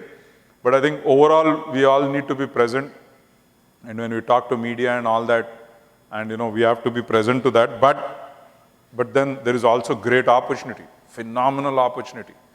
Bodybuild people, youngsters are more and more conscious about their health. So that means they'll eat more than 2 eggs a day. The point is now we need to tell them that these are safe. And they're willing to pay a price for it. So why not? Right? Vitamin D, 80% of our country is acutely short on that, enhancing vitamin D. Vijay, kuch commission bhejna, enhancing vitamin D in eggs. And that's a huge opportunity. People are willing to pay a price for that, right? And so those things, are there. Export of poultry products, again, this is, I think we are not at all present to this. This is a huge opportunity for us. But then as we are going, it's something that we need to get improve in certain areas. This is what I wanted to talk about, and maybe some of you will not like what I'm going to say now, but I think I've said enough of good things. But I think biosecurity, I mean, if you guys are not going to be serious about it, and if you are not going to push producers on biosecurity, I'm telling you, it's a matter of time before government gets involved. We just met the FSSAI guy in Kolkata. He's clear, it's coming in feed. Feed plants, FSSAI is going to get involved.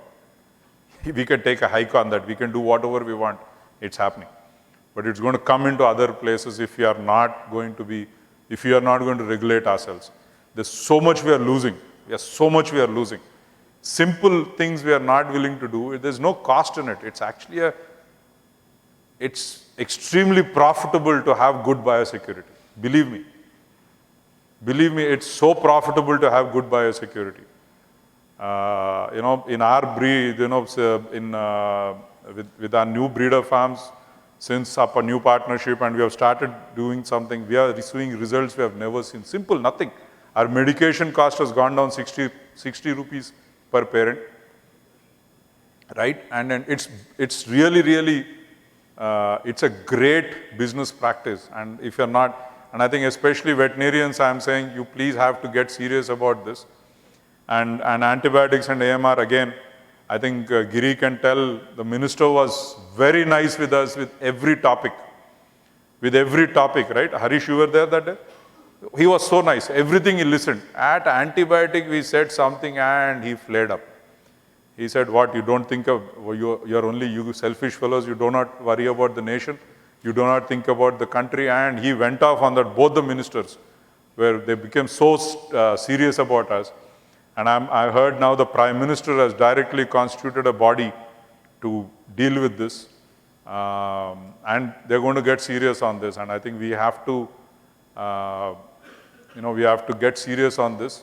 And I think the veterinarians have to get really, and believe me, I'm a businessman and I'm about every business having more and more opportunities. But I think we have to be careful that we are not going to shoot ourselves in the foot through laziness and not willing to change and doing this. This is what gives us the bad name. Of all the things our industry, I'm only worried about AMR is the only place where I think we cannot defend ourselves. And that comes from biosecurity. It's, good biosecurity, and I met a farmer in UK recently, 15, 20 days back. The number of papers he made me sign to just go inside, and that's one part. 22 years, he's used antibiotics only twice. He's getting 20x more than standard. And he accused me of having standards very low so that he can, so the farmers can make it. Now, I wish an Indian farmer would say that to me, right? He's getting more than 20x more than standards. Just calculate that in your sheet and see how much of an advantage that is. So I think this is the main thing I wanted to, I do want to let my veterinary friends know that I think these are two things where you need to tighten your belt, get more strict with producers, and there's more I want to say, but I think I will not say on this. But the point is, this is the only area I'm a little unhappy with veterinarians. But I think, I think I made my point. Again, conclusion, industry is a major driver for Indian economy in terms of contribution for GDP and, more importantly, employment generation. Industry has the potential to play a significant role in reducing malnourishment. I think we have the most important role in this. I think an egg a day, I can clearly tell you 80% of the malnourishment issues will be gone. Except vitamin C, I think everywhere else we help. So, and Prime Minister and the ministry clearly recognizes that poultry has a very important role in realizing the 2020, doubling the farmer income by 2022. They're very, very clearly saying that, and that's why they've created a separate ministry now at cabinet level, not just some minister of state. And I just started a startup on biogas. I just invested, but eventually I don't think we'll be very big in that. But the point is, we are going to start selling running buses in Hyderabad on biogas. And the bus guys are going to save 25% of the running cost without any discount. We are not giving them any special discount, no subsidies from government, nothing. It's a technology we have been working on for last 7-8 years. We reduced water usage by 90%. That was very important for me. So we have done that. We just signed up, and they're going to start the project in the next 6 months. We're going to start running buses and cars on chicken. And I myself am going to, once the gas starts, I'm going to buy a car and I'm going to put a big sticker on it, run on chicken shit. I'm clear on that. So just waiting for that. Rooftop solar, as I said, we are already generating that. So that's an opportunity. Thank you. Once again, really grateful and honored that you invited me. Sorry, sir, if I've taken a little bit more time. Didn't realize that. Thank you. But once I start talking, I don't know how to stop. Thank you.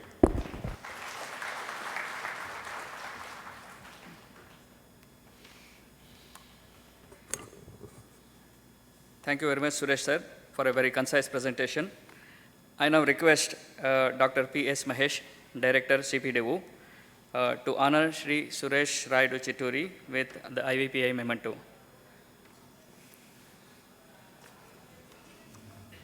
I personally felt the presentation was so packed with information, and if time was not a constraint, we could have had a few more points to take home.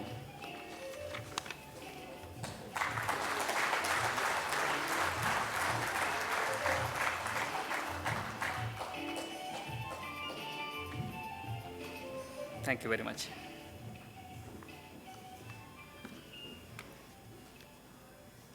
I now request Mr. Abhay Hanjura, co-founder of Licious, to give a brief presentation on marketing of poultry produce, the journey so far, and the way forward.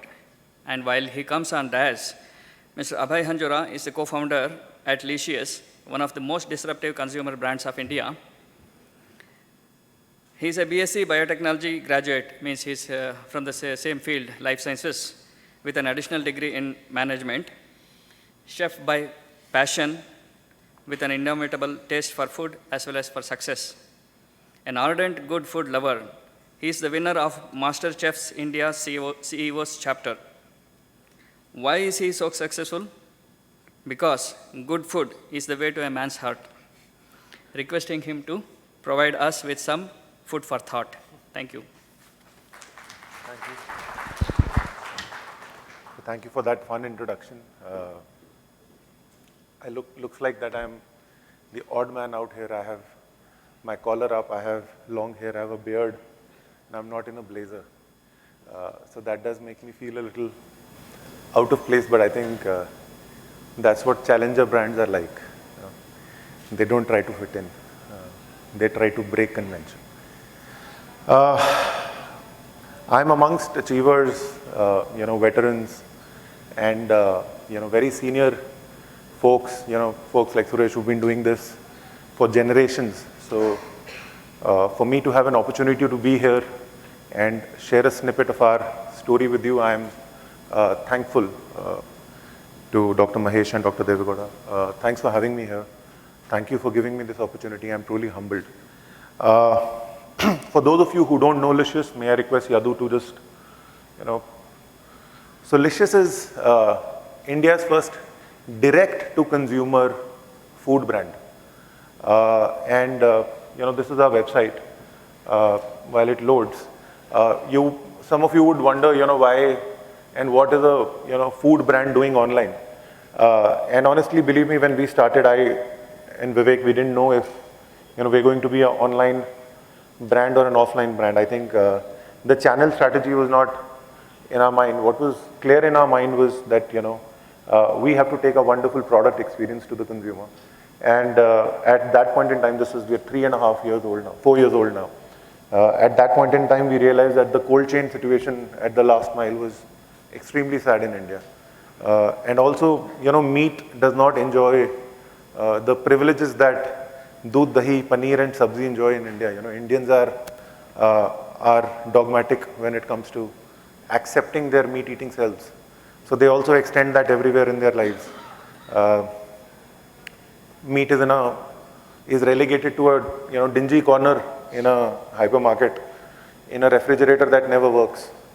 And oftentimes nobody knows the difference between chilled products and frozen products. So we realized if we go down the distribution route, the distribution will kill us and the brand will never take off. So we said, hey, is there a way we can control distribution and build this brand? So that's why we are online. What you see here, are not grooming products. These are actual packets of meat with our consumers' faces on top of every packet. I remember, when we went down this path, and it's interesting why we went down this path. We went down this path because, meat has been in a closet in India. Yadu, if you can move to the next slide. Oh, it's here, is it? Okay, thank you. This way? Okay.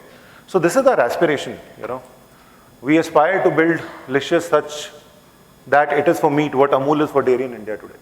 So that's a tall order, that's a tall ambition, but that's the ambition that we have. And it's important to understand why we have that ambition. Wherever I go, I was at Harvard earlier last year, and Harvard had invited us to India conference to talk about, how we are building a consumer meat brand in India. And believe me, 98% of the people who came to see what we are talking about were there because they thought that we are specimens out of a zoo. They thought, what are two vegetarian people or what are two Indians doing building a meat brand in a vegetarian country? See, this is the unfortunate reality of how India is seen outside the world. The world thinks of Indians as as a vegetarian nation. In fact, we have invented a very good word and a very interesting word to identify the meat eaters in this country. The meat eaters in this country are called non-vegetarians. Believe me, guys, there is no word called a non-vegetarian anywhere else, except in India. And I'm sorry, I don't intend to cause any discomfort to all the vegetarians here. I respect your food choices. But this is India's gift to the vocabulary of food, Indians have chosen to legitimize the cause of a vegetarian at the expense of a meat eater. And we need to ask ourselves why. Why is meat sold in India in a black color polythene bag? You know what else is sold in black color polythene bags in India? Condoms, alcohol, sanitary pad. Does this tell you something? This tells you everything about the mindset in India. In spite of being one of the largest consumers of meat in the world, we have chosen to keep meat in a black color polythene bag. This is our cultural hypocrisy. We don't want to admit that we are a nation of meat eaters. So when we said we are going to build a disruptive brand, we said we are going to go all the way. And we said there will be a pack and there will be a consumer on that pack.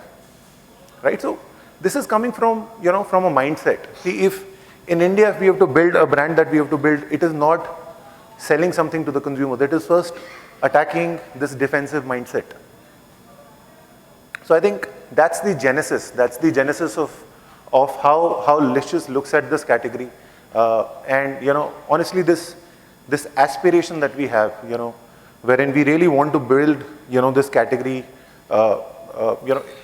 in a way where, it is loved by rest of, all of India. So our dream is not to build the largest, meat brand in India. Our dream is to build the most loved food brand in India, because we don't see meat and food separately. We see it in unison. So that's our aspiration. Me and Vivek, we started Licious 4 years ago. I'm a Kashmiri Pandit. My co-founder is a Bania from Chandigarh. He was a venture capitalist. I was an insurance broker. And a venture capitalist and an insurance broker are building, hopefully, what will become one of the most iconic Indian food brands. This is the team. We have a extremely passionate and an expert team.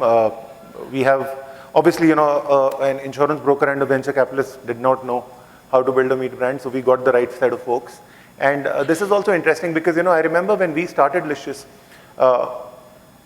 we had no way of attracting talent because people did not even know what you're doing building a, meat brand online. In fact, the whole idea sounded like a fantasy. And the way we built, Licious, and I'm proud to tell this to you, and I think this is how entrepreneurs think. The day we started, we kept 20% of our organization for our people. So, we gave away 20% of our organization to people who will build Licious along with us. So, anybody who is at Licious is not an employee with us. They are Licians, they are a part of the cause. So we don't think getting employees will help us, go where we have to go. We believe that taking this mission down to the last butcher and percolating that message and passion there will take Licious, where it wants to be on the global map. This is interesting. Okay, let me just, what happened? I think I pressed something again. So this is what we've achieved in the last 3.5 years. We launched 4 new cities in the last 12 months, but this is our entire geographical spread. We are now present across, 7 cities. We have delivered 3 million plus orders. We have 300,000 customers. We have grown 4x in terms of revenue from March 17. We have demonstrated a 350% CAGR growth. We have about 1.8 million visiting our platforms every month, and we process about 375 tons of meat and seafood every month. Again, I'm a little bad with this. Right, so this is what Suresh was talking about, and this is a very interesting story. China is a story that we take to the world because we go and meet investors from across the world, and we solicit their attention in Licious. China's meat consumption trend, if you see, it has gone from 3.79 kilos in 1961 to 2013, if you see, it is at 61.82 kilograms per head. This is what happens when a country makes money, when people have are becoming economically more prosperous, the first thing that they trade up on is better food, branded food. They go away from open items and they choose better alternatives. And this is the opportunity that Licious is banking on. We believe that India consumption story will change. We believe that India protein is the way forward. And in protein, you all know chicken is the cheapest and the best source of protein. And we are banking on this huge opportunity. Some of the world's largest companies are meat brands. And I don't know how many of us, again, realize that. So, here are some companies for you. And I think one of them is a sponsor here, their supply chain company. But look at these companies. Sorry.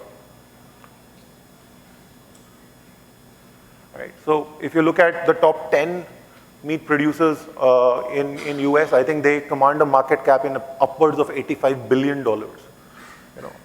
That's the power of meat, and we are still busy building biscuit brands and some namkeen brands. I don't know why. Right, so Indian meat opportunity, together will be a $65 billion opportunity by 2022. We have, not many people know this, but India is the world's largest beef exporter. Alana's son sitting, wherever they're sitting, are exporting $7 billion worth of beef in India. India is the world's second largest seafood, exporter after China. India holds the world's largest livestock population. India is also the world's second fastest growing packaged meat market after Indonesia. This is a very interesting stat. Somebody was saying, I think Suresh was saying that India is the world's third largest egg producer, and in fact 10% of our country's forex income comes from fish export, but still we are non-vegetarians. Still we are people who don't want to admit to our meat-eating selves. Still we are people who will hide behind hypocrisy and choose not to do anything for this industry, not to do anything, for the betterment of a product for the consumer. And this is the change in consumption, So consumption in India is no longer in the traditional way. India consumption story will change. If you'll understand this, the size of just online retail in India is going to be $150 billion by 2025. $150 billion worth of commerce will happen online. And we have seen examples everywhere, right?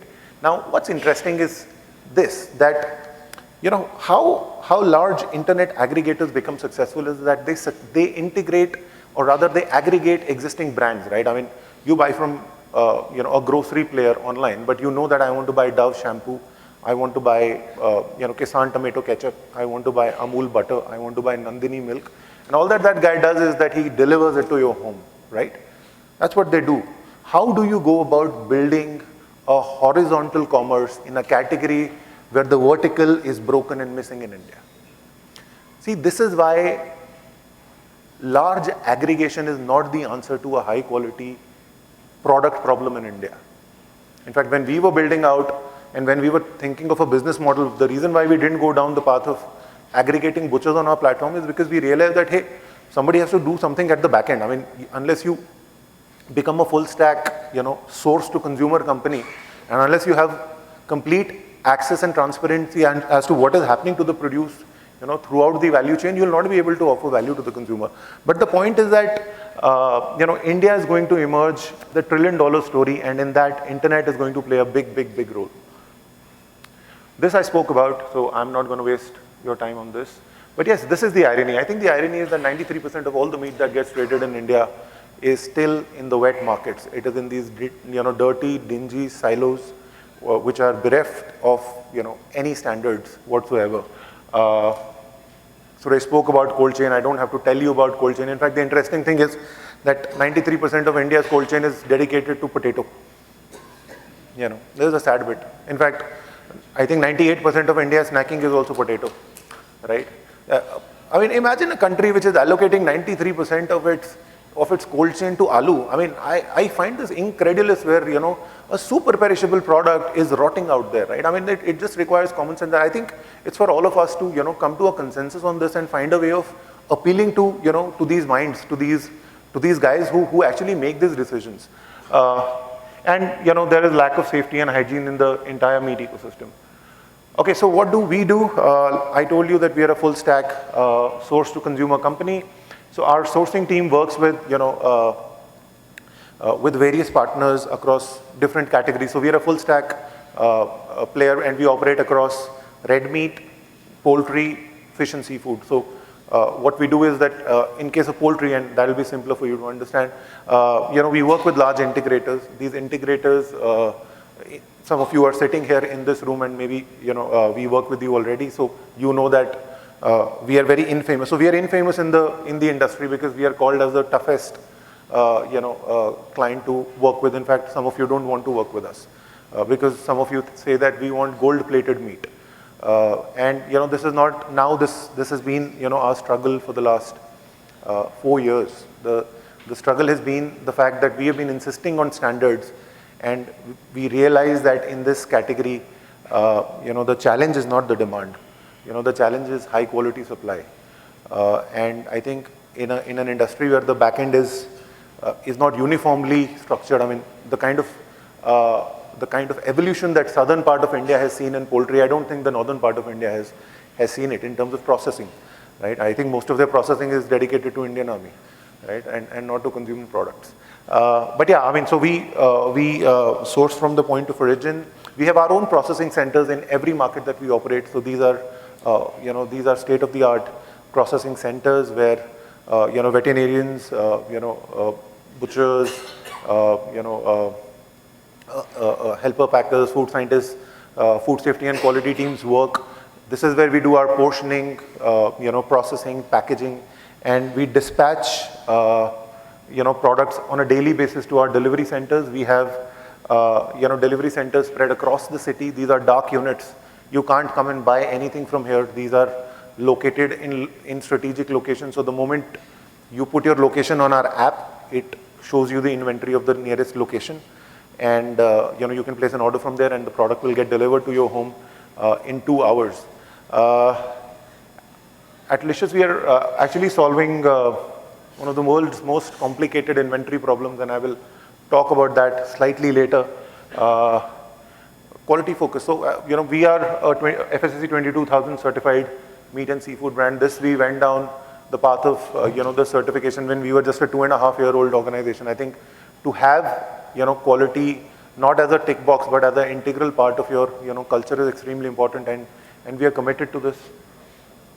I'm not going to bore you with these details, but this is basically just to give you a sense of how, the entire value chain is tightly programmed and controlled with, strong QC and QA. Now this is interesting because, and this will be of interest to all of you, right? So, how are we, when we speak about disruption, what do we mean by disruption, and how are we causing disruption? I'll be very happy to, share this with you today. Right. So I'll take you through some focus areas and complexities, and I can, take you through quickly, how tech allows, a traditional industry to get disrupted. So let's talk about the first problem. The first set of problems facing the consumer are on that side, So there's a diverse consumer behavior which is driven by multiple ethnicities, and, the preferences are, on cuts are different, right? So for example, a Bengali would prefer a particular kind of cut on his fish that, a Malayali won't, right? And therefore, how do you hyper customize for various ethnicities, and build a predictable inventory model without being out of stock or without, throwing away a product as dump? 92% of this category is in wet market, and consumers are already habituated to this experience. So breaking a habit and getting them, onboarded to an online platform without just, making it an offer-led. We are not a Zomato, for example, that, we can do 50% off, on our product. The business will not be viable. There are unique needs. So the consumer already has a recipe in mind, when the consumer comes. So I have to make, koli saru today. So I am already having that recipe in my mind when I go and, look for inventory. And accessibility of purchase, right? So consumers are generally used to going down the road, down the shop, or 1 kilometer away where they know that there is a guy, I know the guy, I'm going to buy from this guy. And I think consumers, preference is changing. Gone are the times where, consumers only used to consume curry cuts in India. Today, if you see our chicken offering, we have about 15 SKUs in that. You know, there are chicken tenders, chicken bites, chicken mini bites, chicken, you know, chicken has taken, you know, some, you know, 15 different shapes. And our value-added cuts sell more than our curry cuts. So I think now the point is with so much complexity, you know, if you're managing 150 SKUs with a 2-day shelf life, and we are doing only fresh, only chilled, nothing is frozen. With a 2-day shelf life across 75 distribution centers, 3 processing centers, with a 24-hour farm to fork, you know, or, you know, source to consumer sort of a supply chain, with a 2 hours on-demand promise, how do you even deliver this? So I think this is where, you know, tech comes into the play. Other complexities are predicting demand for these 150 SKUs. How do you know if I'm going to sell, you know, breast boneless in Kamanahalli, or am I going to sell, you know, drumsticks in Indranagar, and how many of those? You know? Again, there's a, you know, there's a challenge in predicting instant versus scheduled demand. There is a challenge basing ethnicities that I spoke about. And we are a fast growing company, so we grow by, you know, 300% year on year. So it's not that we have patterns that this category will only grow by, you know, 10 kilos a month, and, you know, let me be conservative. So for a fast growing organization, that becomes a challenge. See, the challenge in our business is wastage. You know, if you dump, then you don't make any money, and we operate at a sub 3% wastage. You know, and you guys from the retail industry, you'll know what wastage levels look like there. At the supply side, these are the challenges, you know. Assortment. So how do you shape demand and predict demand across 150 SKUs? How do you build trust with the consumer? And how do you manage inconsistent supply? So, you know, when it rains, the supplies get hit. You know, when the commodity price changes, you know, suddenly people say, sir, aapki quality ka mal nahi hai. And they're selling it in the wet market, right? Because wet market gives you short-term returns, right? So this whole commodity perception and making daily money, you know, by everybody, and it is not just true for chicken, it is true for lamb and goat, it is true for seafood. That predictability in supply becomes a real challenge, right? And seasonality, you know, weather conditions, disease outbreaks. So you know, managing all of this, right? And the fulfillment network, the last mile, right? So we are an omni-channel brand now, so we have also started our stores. We are, you know, present online, managing a complex cold chain, you know, up until the consumer's doorstep. How do you, you know, automate quality audits? How do you do delivery route optimization? How do you distribute orders, you know, dynamically? How do you address standardization? So these are the complexities. Now, this is what we do. You know, for example, I spoke about consumer side problem. So consumer side problem gets solved like this. So there's a lot of tech here, and I'm not going to, you know, bore you with it. But the point is that, you know, whether it is personalization, whether it is, you know, dedicating engineering bandwidth to building machine learning, to building artificial intelligence within your systems to understand the consumer better, to keep on understanding and decoding each ethnicity, each, you know, age group, each consumer subset over a period of time, again and again and again and again, till the time your system becomes good. I think that's where a consumer brand success is. How well do you understand your consumer, and how quickly can you, you know, how nimbly and in how agile a way can you customize your offerings, you know, for your consumer.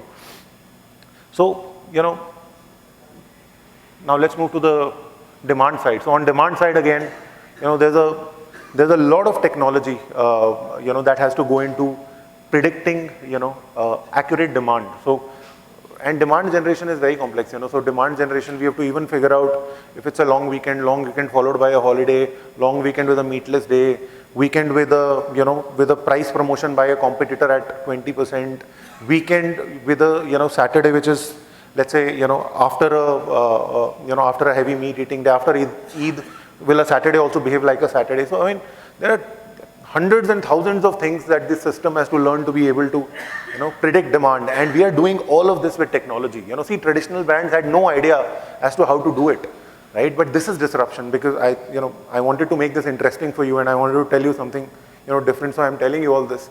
But this is exactly how you're building a lot of, you know, a lot of tech, you know, to manage this demand problem.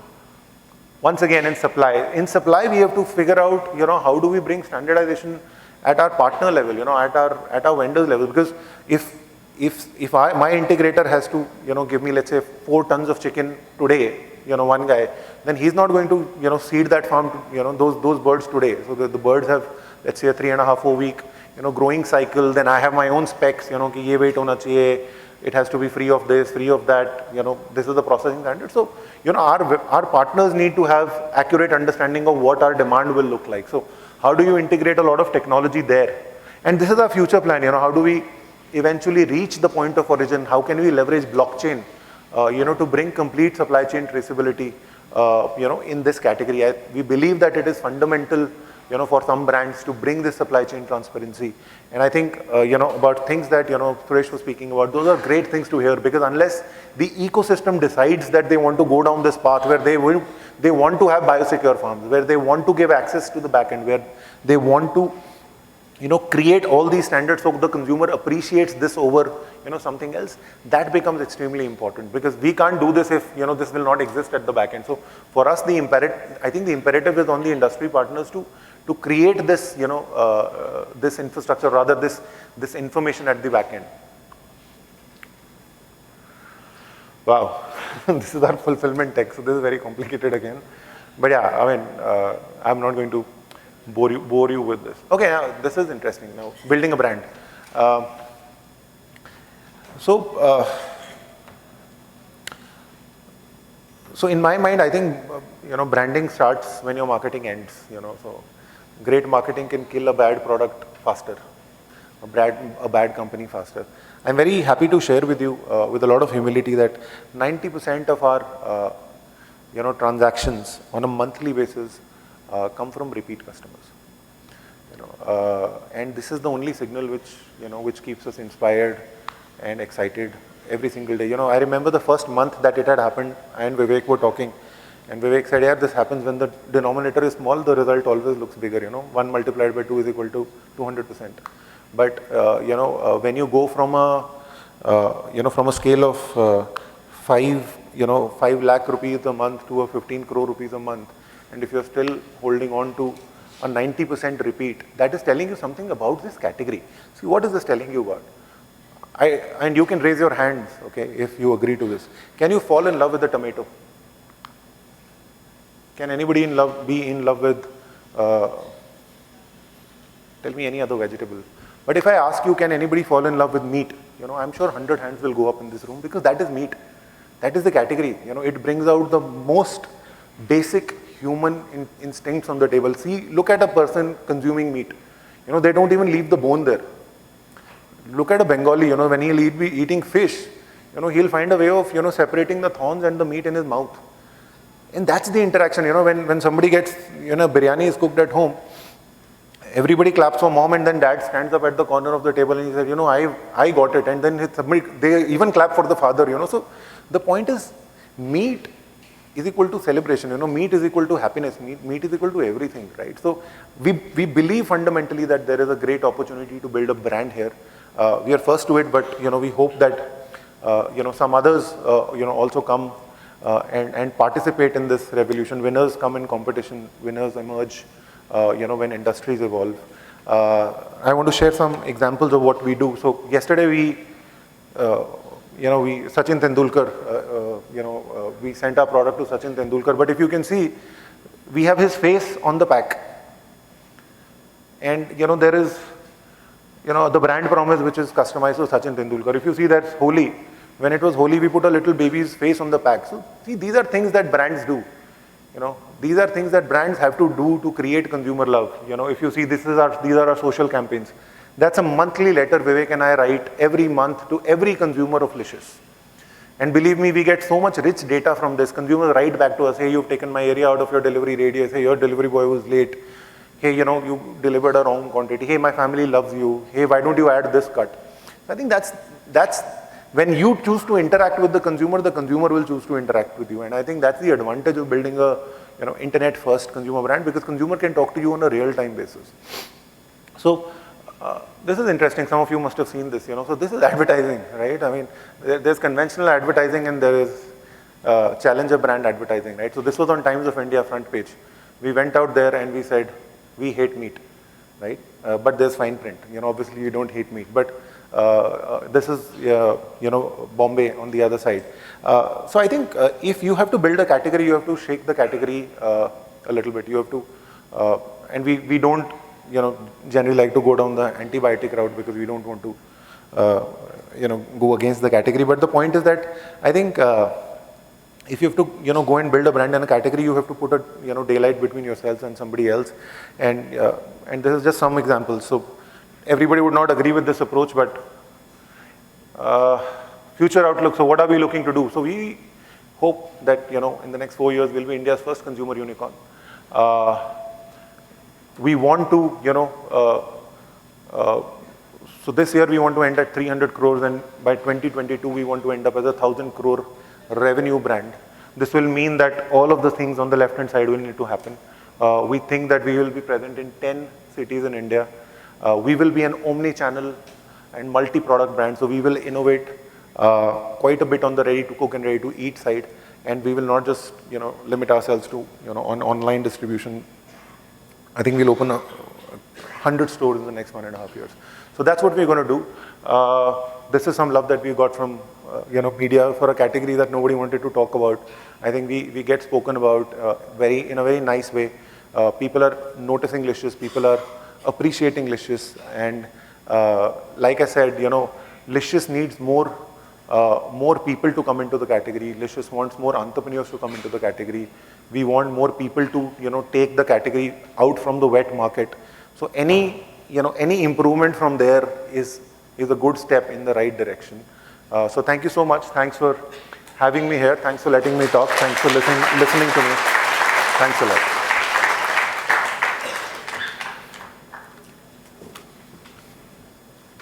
Please be with us for a while. Thank you very much, Mr. Hanjura. That presentation was truly delicious, I can say. And may I request Dr. Gopal Reddy to honor Sri Anjura with a IVPS memento. And in the meanwhile, we are sure, Mr. Anjura, you will get a few good suppliers as well. And also many customers from among today's gathering from all over India. Thank you. Thank you so much. Wish you all the best. Thank you so much. Thank you.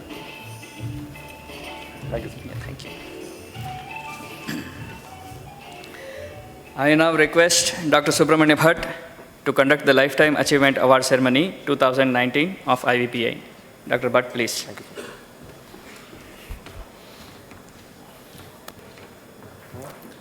I hope I'm not. Good evening. I request all of the audience stay patiently. You have been cooperating so long, and the rich content of the previous two speeches made us to forget time, and let us continue that trend. And also, I know we sat for quite long, and we don't intend to take a break. Just let me request all of the audience to stand up for 2 seconds, take a deep breath, back. Please be seated.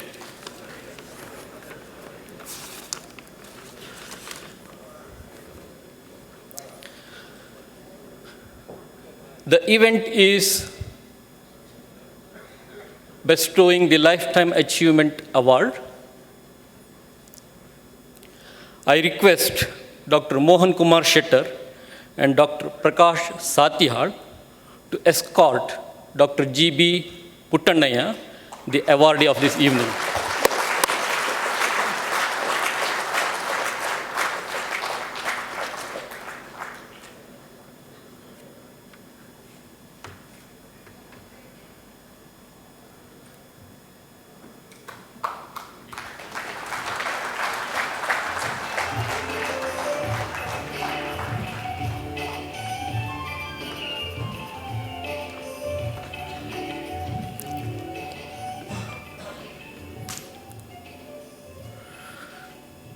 Dr. Gudibanda Brahmasuraya Puttannaya.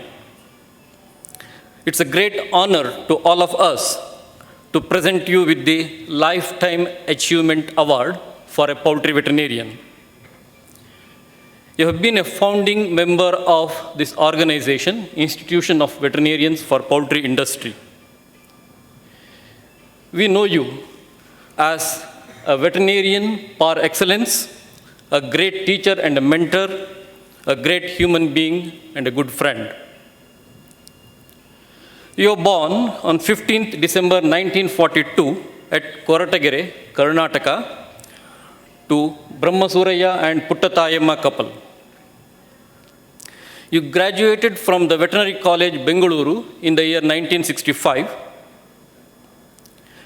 You earned PhD, specializing in veterinary pathology from your alma mater.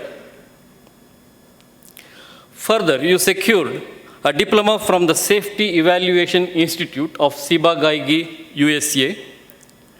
You have well-traveled and published more than 25 scientific articles. You are happily married to Srimati Anjala, blessed with daughter Shantala and son Brahmesh. Both are well settled professionally and familial with grandson Rishabh and granddaughters Deeksha and Tanvi. Your career started in Veterinary College, Bengaluru in 1966. You adorned positions of Head of Toxicology and Pathology at Ciba-Geigy Research Center for Human Drug Development in Mumbai, then as pathologist at Rallis Toxicology Research Center in Bengaluru. You are also the advisor for PhD scholars of Cancer Research Center in Mumbai. Your students from all these years are now professors in revered institutions around the globe. During these years, you are known for scrupulous scrutiny of drug candidates, that you are known by fond name, a veterinarian with an axe in the hand, not the stethoscope. Later, you returned to the core veterinary pathology work as General Manager, Technical Services at DJ Enterprises and as Technical Director in NutriFeeds, Bengaluru. During these years, you worked tirelessly to develop poultry diseases diagnostic laboratories for the benefits of poultry farmers across the country. You traveled extensively all over India, solving poultry disease problems. You have been an ardent advocate of modern poultry practices.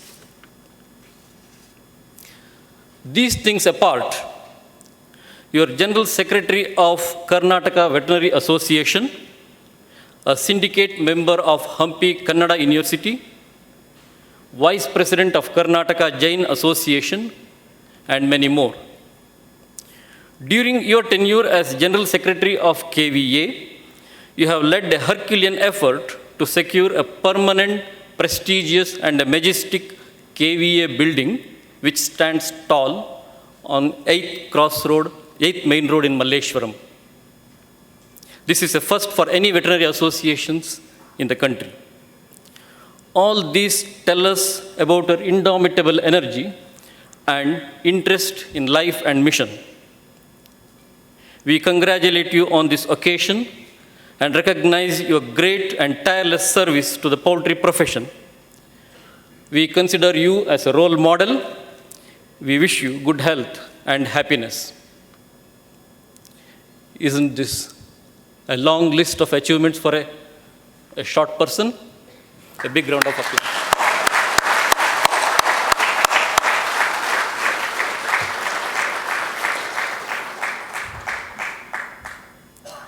I request a few dignitaries from the audience to honor Dr. Puttanaya. I read out the names.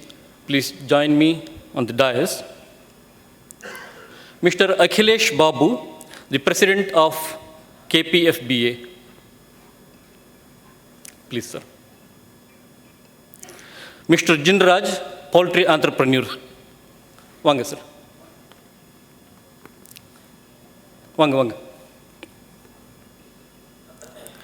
Mr. M.C.R. Shetty, Managing Director of NutriFeeds.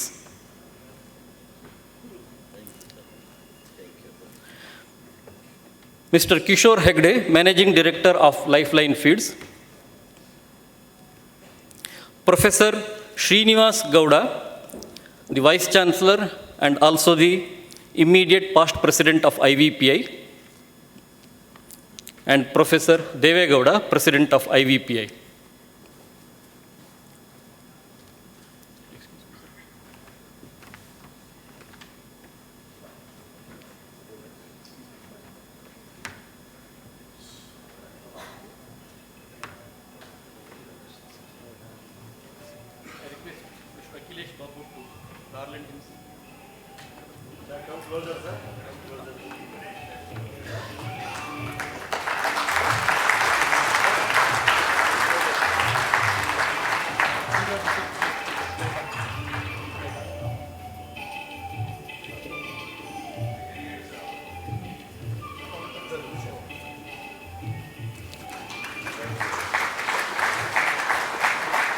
I request M.C.R. Shetty to put the shawl on the awardee.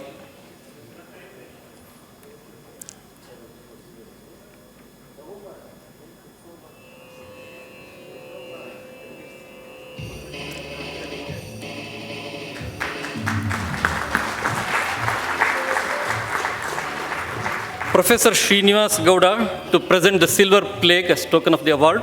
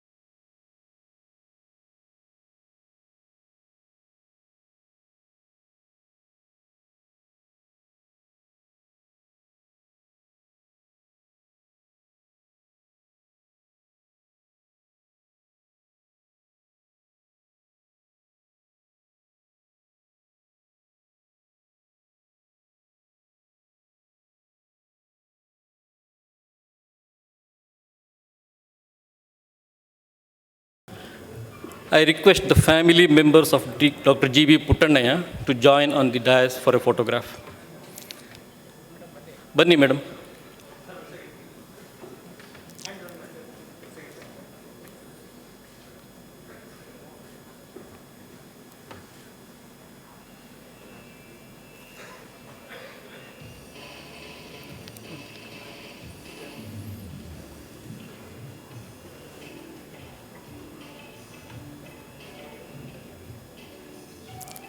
ಹತ್ರ ನಿಂತ್ಕೊಳ್ಳಿ madam.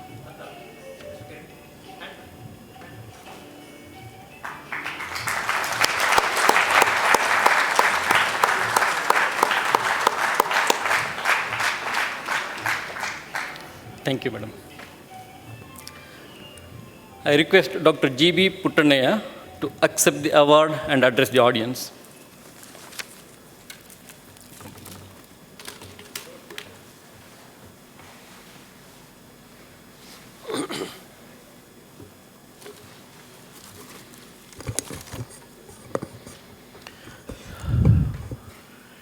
Good evening, everybody.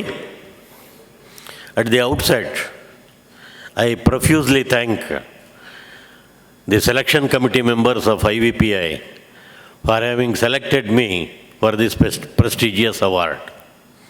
And at the same time, I thank all the executive committee members of IVPI for selecting me to this precious award. And probably this is the time where I should thank all my guides, all my friends, previous and present, and this is an occasion for me to thank them. First of all, I would thank our great professors. They were the guide, philosophers, and they were friends also. So I thank Dr. Syed Mohiuddin, Dr. R.D. Nanjaya, and Dr. Sheshadri as our professors. Unfortunately, they are not there today. That is the sad part of it. And at the same time, I would thank our great colleagues in the college way back in 1970s, 60s, Dr. Daniel, Dr. Dayalu. They are also not there today, and it is very sad. And presently, I would thank all my colleagues in the poultry industry, like Dr. Nagbhushan, Dr. Harshakumar Shetty, Dr. Devegowda, Dr. Srinivas Gowda, and others for having guided me in different aspects of poultry farming. I thank profusely all of them. And at the same time, I would not hesitate in thanking our managers of the farm, supervisors of the farm, and also the workers of the farm. In the initial stages, I would have taken BVSc, MVSc, PhD and all that. But down to the earth, I should work in the farm. So for that, probably we are not well equipped. And I have learned quite a lot from all of them. I would never hesitate to thank them all in my initial stages of poultry farming those 30 years back. So I profusely thank all of them. And after this, of course, Dr. Devegowda and others have asked me to cut short my speech because we are eager, myself also is eager to listen to the other presentation after mine. I would like to tell 2 or 3 things for the benefit of the youngsters. Way back in 1980s, I was a toxicologist and pathologist as a scientist in an internationally known organization, Hindustan Seeba-Gayaki. We were working on xenobiotics, which later would become the drugs for a different disease, like filariasis, like tuberculosis, and all those things. So we were working on that. And unfortunately, my job was a toxicologist. All the xenobiotics means the first time on this earth, a new product or a new chemical entity would come out, which is going to become a drug at a future date. So all those things would come on my table for toxicological studies. So they used to call me a person with an axe in his hand. Why, you know? after toxicological studies of different kinds, I would outrightly say that it is highly toxic and that this has to be shelved. This has to go to the down in the drain. So this is the way a toxicologist works in such areas. The summary behind it is, when you want to say no, you should say no. When you want to say no, you should say no, for the future benefits of whatever industry you are serving. It could be a pharmaceutical industry, it could be a poultry industry, or whatever industry. So this we'll have to remember with certain seriousness. Let us touch our heart and say, how many times we have not said no? How many times we have said no to a thing which you are certain that it is going to harm the industry? In whatever industry you are serving? Certainly we have not said no on certain circumstances, whatever might be the causes. So when you want to say no, say no. If somebody doesn't listen to you, it is his problem. It is his problem, totally. And the second thing I want to say is, 30 years back, when I was touring all over the country, those days we were not using oil for our feed. And I used to get information like Dr. Devagowda and Dr. others, nutritionists and all that. Why not we try some oil? So in Andhra Pradesh, those days, they used to call me oil doctor. Oil doctor. That means to say, for example, I used to tell them, you put 1 kg of oil into 1 bag of your feed. That will give a wonderful production parameters and all that would rise. So I used to tell them. So they used to call me oil doctor. So here, the summary of it is that when you gather some information from your friends or from your books or from wherever, and you are certain that it works, in fact, I like this, will you please put on this learn, unlearn and relearn. I like those things. I like those things. So this is a stage where we will have to relearn. Those days are gone, so that those things you will have to forget and unlearn. So from production, all these 2 presentations were really wonderful. And Dr. Devagowda has told so many things about the poultry farming. And we have gone ahead. 2nd or 3rd in egg production, 4th in meat production. All those things are fine. But future is important.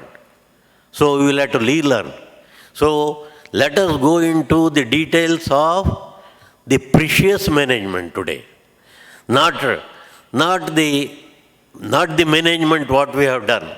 Because in this competitive world, precious management is more important than what we have done it.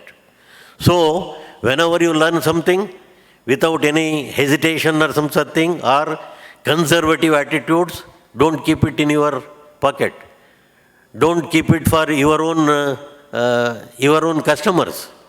Spread it in a forum like this. Let all of them benefit from it. So this is the way that we will have to go in for the so-called lab to land.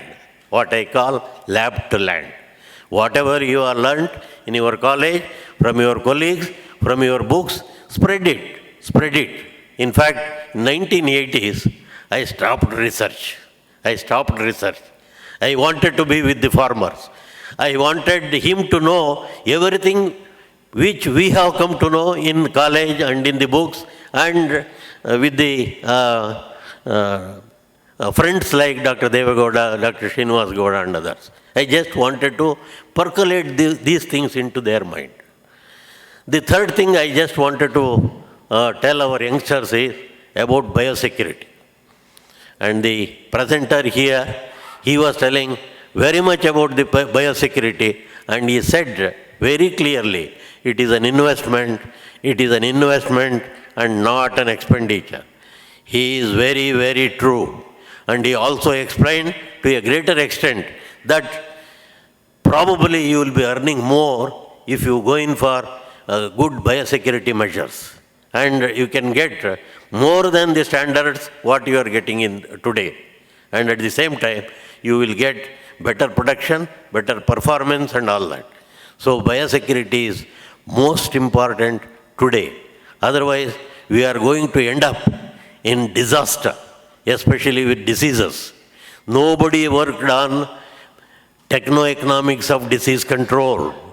We do not know how much losses we are incurring because of loss of these due to mortality and diseases.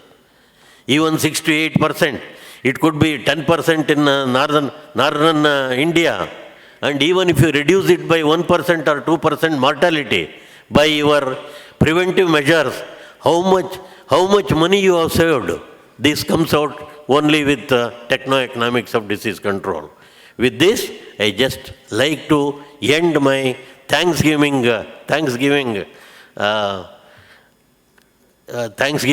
call and also Thanksgiving address to all of you. Thank you once again. And Dr. Devagowda is already here to see that I put an end to my talk. I thank him profusely again. Thank you.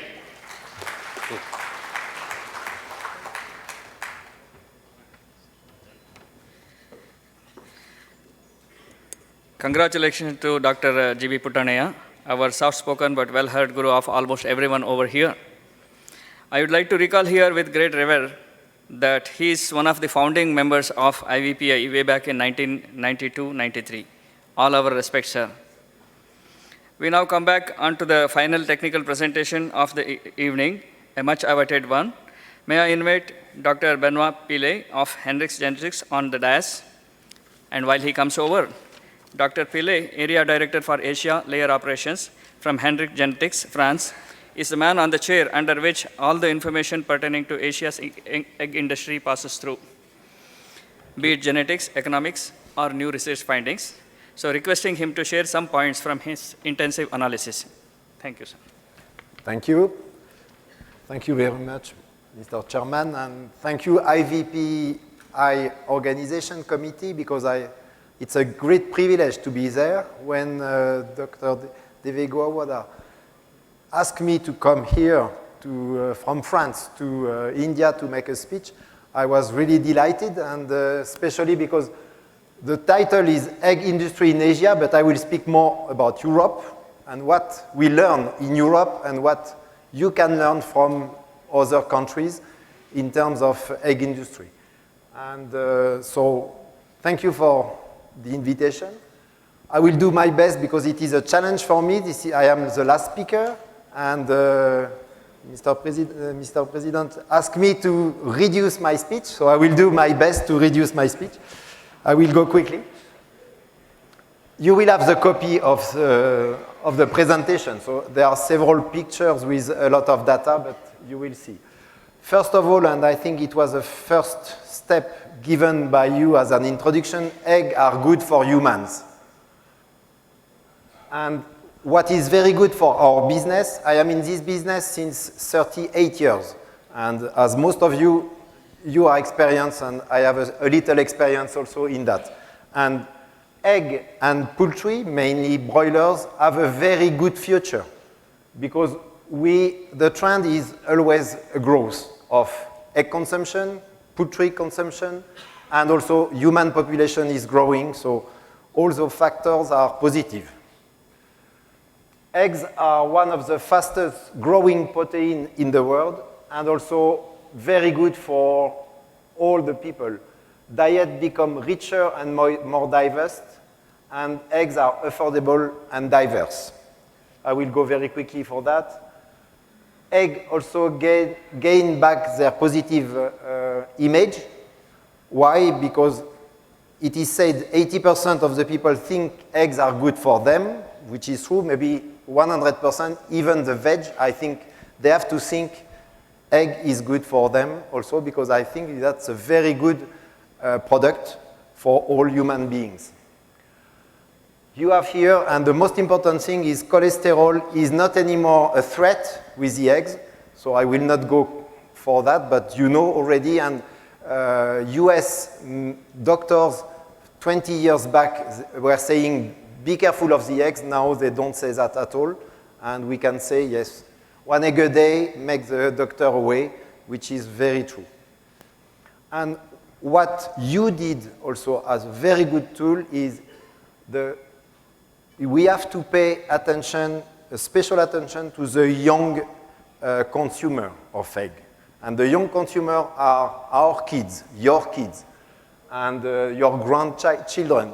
So what you did in India in some state, and I think it is becoming general now, global in India, is at school you offer or you give with a cheap price or even free of charge eggs every day for the kids. This is really a very good attitude, which shows that eggs are good for the kid. The parents will be very proud that their kids are in good health, and it is a very good attitude. So that's very important. Also, egg consumption per person per year is very, very variable. You can see Mexican and Japanese consumers are eating almost 1 egg a day as egg or with some dessert.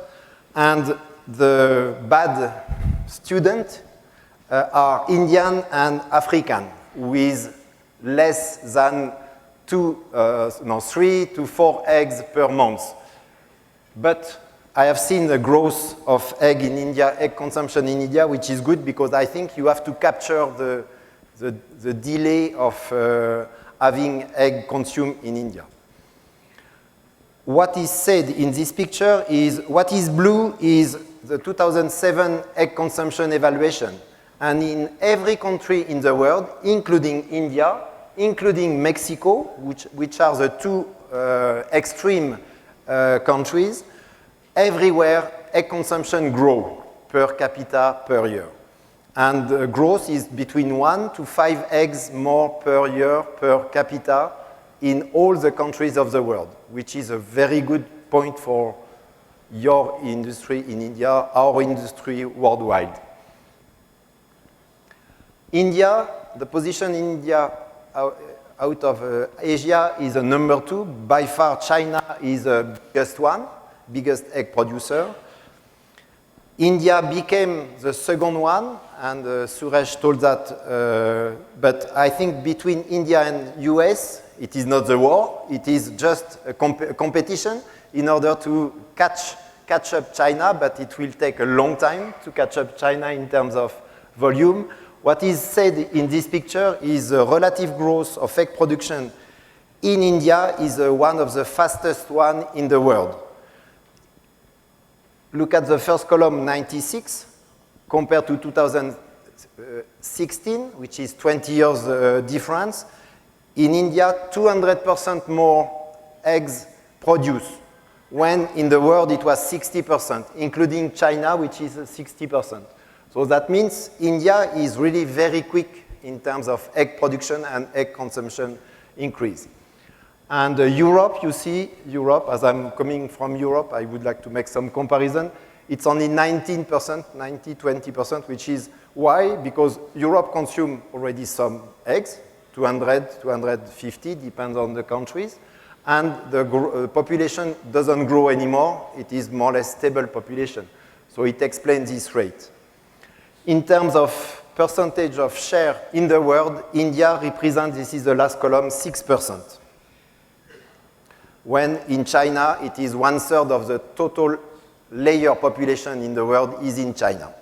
And it is more or less the same in broilers. And in pigs, China is by far the number 1 pig producer.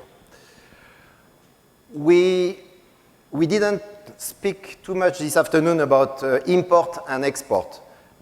Globally in the world, the eggs are not in the trade of export-import. You see here the red curve is the egg egg production in the world, which is growing very quickly to 75 million tons a year, total egg consumption, egg production. And only 2 million tons out of the 75 million tons are trade from one country to another country. That means it's less than 3% of the total production of eggs, which is trade as import or export. So it's not very high. India is not a very high exporter. Europe is not a very high importer or exporter. This is the way it is working in the world. Eggs are produced where they are consumed. So there is not too much export. This is something we have to keep in mind. But India is exporting especially to the Gulf countries because they don't produce eggs, which is good because you have a good egg production base, very cheap to produce, cheap to transport to Gulf countries especially. And this is where you have to push. The export-import are more or less stable because it's 2 million in 2016, 2 million tons, and it grows quicker than the production, but at a very slow percentage, 2 to 3%. I am member of Hendrik Genetic, which is a breeding company for several products as layers, as colored broilers, as pigs, aquaculture with trout, salmon, and shrimps, and also turkey, which is not common in India. I would like to go very quickly to that. In the layer, we have 6 brands, and 2 of them are present here in India with Babcock, which is well known as the BV300, and with the bovines. We are in R&D, we are an R&D company producing breeders and selling breeders to distributors. And our production facility and breeding company are in 4 continents in order to split the risk and to be able to deliver at the right time the right quantity of birds in the world.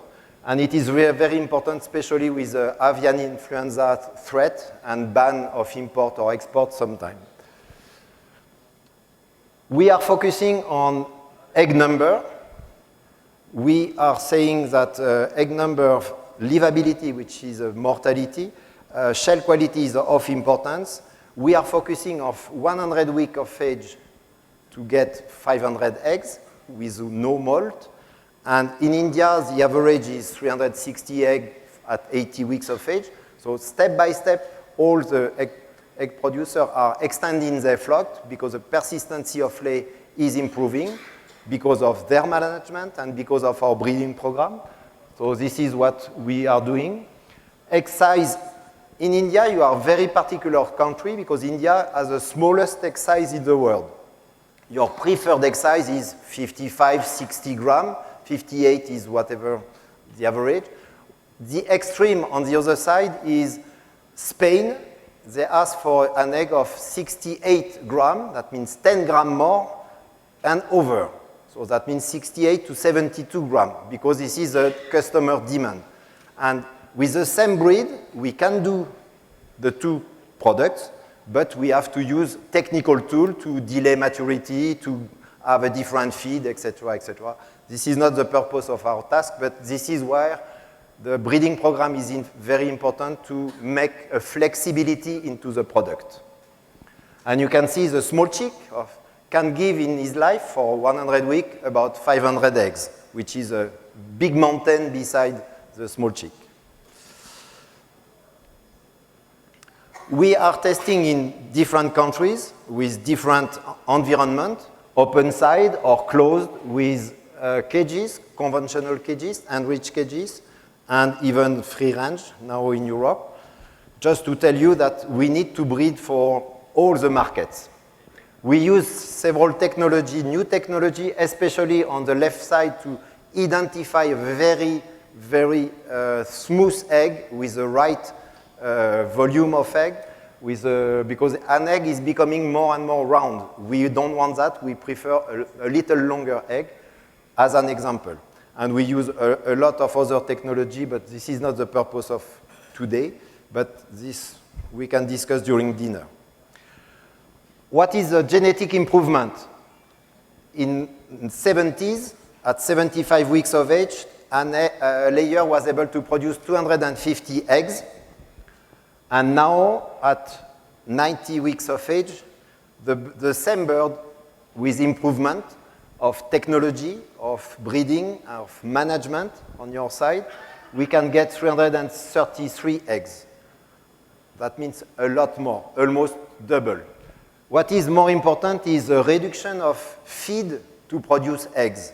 With 1 ton of feed, we were able to produce 5,500 eggs. Now, almost 8,000 eggs per ton of feed. That means a reduction of the feed conversion, and very good, it is good for the planet because of the lack of land and lack of cereal or cost of cereal. It is very important. Now I go to the comparison with Europe and India. All the market are driven by the needs of the consumer, especially. First of all, and this is a lot, and sometimes in newspaper it is written like that here in India, but mostly in the Western countries, consumer demand for greater transparency of production processes is driven by the global egg market towards a more ant-friendly production. That means more welfare. What does that mean? This is a market being driven by consumer preference, but we have to be proactive in that, depending on the condition of each country. And you have seen a lot of trade mark with McDonald's or Kellogg's asking for cage-free. This is not yet the demand here. You have to find a way to not to push too much too quick like this, but to have other solutions. In our system, we are making different experiments to check the productivity in cage, in aviary, which is not cage, but open doors, inside barn, and free range, which is open doors outside of the barn. I will not speak about that. This is a different system we are using in Europe since 2012, where the conventional cage, as you have here, were banned, and we were forced to invest. All our egg producers were investing in new enriched cage, and I will tell you what is it in the next slide. So this is one part of the European market moving to enriched cage, and the other part is moving to floor, which means aviary. That means bird kept in cage in a barn without cage, or if it was cage, open doors. Free range with access to the outside range, and organic, which is using organic feed. Enriched cage, what does that mean in Europe? It means, compared to a traditional cage as you have with 450 square centimeter per bird, it's 750 square centimeter with more feeder space, more space between two tiers, one nest per cage, a scratching area for the nails of the birds, and perches. It's a nightmare for the egg producer because so many equipment inside, it is really difficult, but the consumer think the welfare is better, which is true because the birds improve their performance with those cages compared to others because of the reduction of density. We have other various system, which is non-cage but in barn on the left side for white and brown egg layer, and free range access on the right side. On the top, it is inside the house with open doors. You can have access, the bird can have access outside. Just to give you a very brief overview of what we are doing in Europe. And it is coming also in USA. In the world, but we have to come back to reality. In the world, Europe is having, let's say, 50% cage bird still, with enriched cage, 50% non-cage bird. And what I say is true alternative non-cage. That means due to the pressure of mainly the NGOs, all the association, welfare association, and also because of higher income per capita. So we have in Europe 50% cage, 50% non-cage. In North America, it is becoming quite important because it's above 15%, 15% of non-cage system. And Australia, New Zealand also, 1/3 is non-cage. But in the world, it represents only 5% of the total population. So it's not a lot. It is growing, but not so quickly compared to the other system. That's a cage due to high income per capita and welfare. The cage, because of lower income and because the egg producers are not able to buy or to purchase a cage, we have in Africa 1/3, which are non-cage, it's only floor.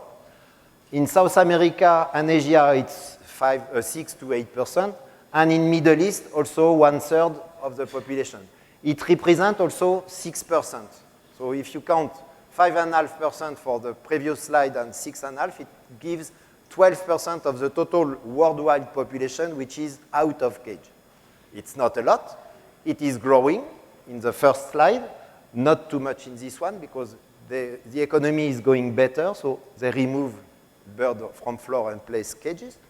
So it is just to give you an idea of the thing. In Europe, keep in mind, we have still some cage because in 2010 in Europe, we had conventional cage 45%. Enriched cage, because we knew the regulation of 2012 being banned for conventional cage, so egg producers start to make the move.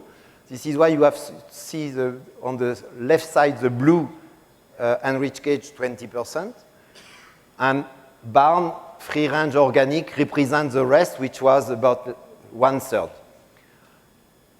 8 years after, last year, in Europe, enriched cage represents 50%.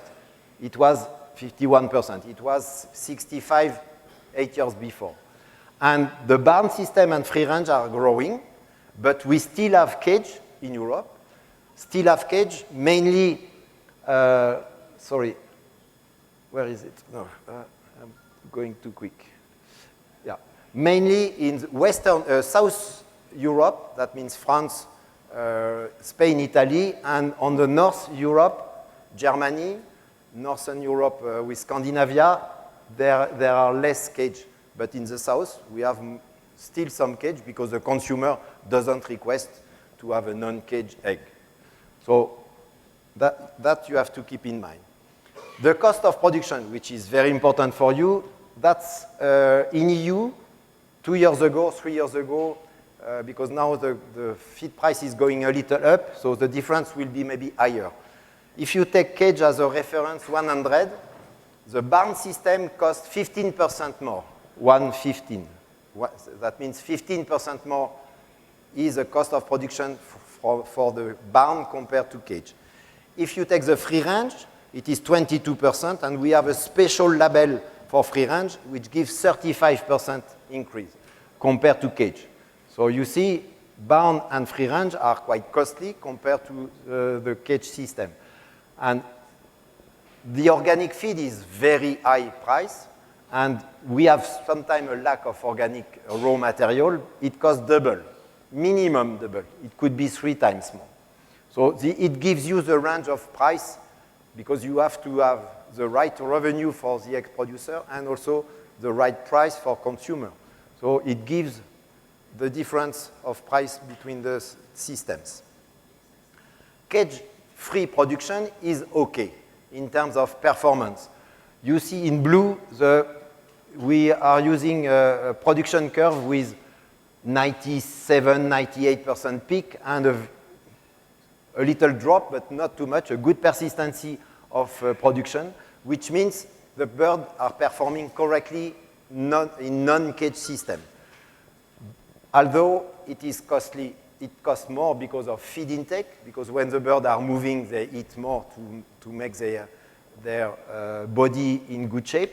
So this is why the production cost is higher, because mainly of feed intake and also the cost of investment, because per bird on non-cage system, it costs 20 euro per bird, which is a lot. 20 euro means in rupiah, multiplied by 75, it's 1,500 rupee per bird, investment for cage only.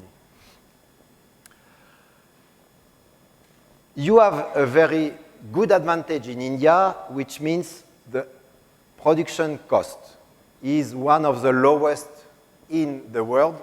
You have that in India because of your quality of equipment, the feed, although the maize, and I understood, I don't speak Hindi, but I understood you were speaking about the price of corn here, but the price is high, but you have still a good advantage in terms of egg price.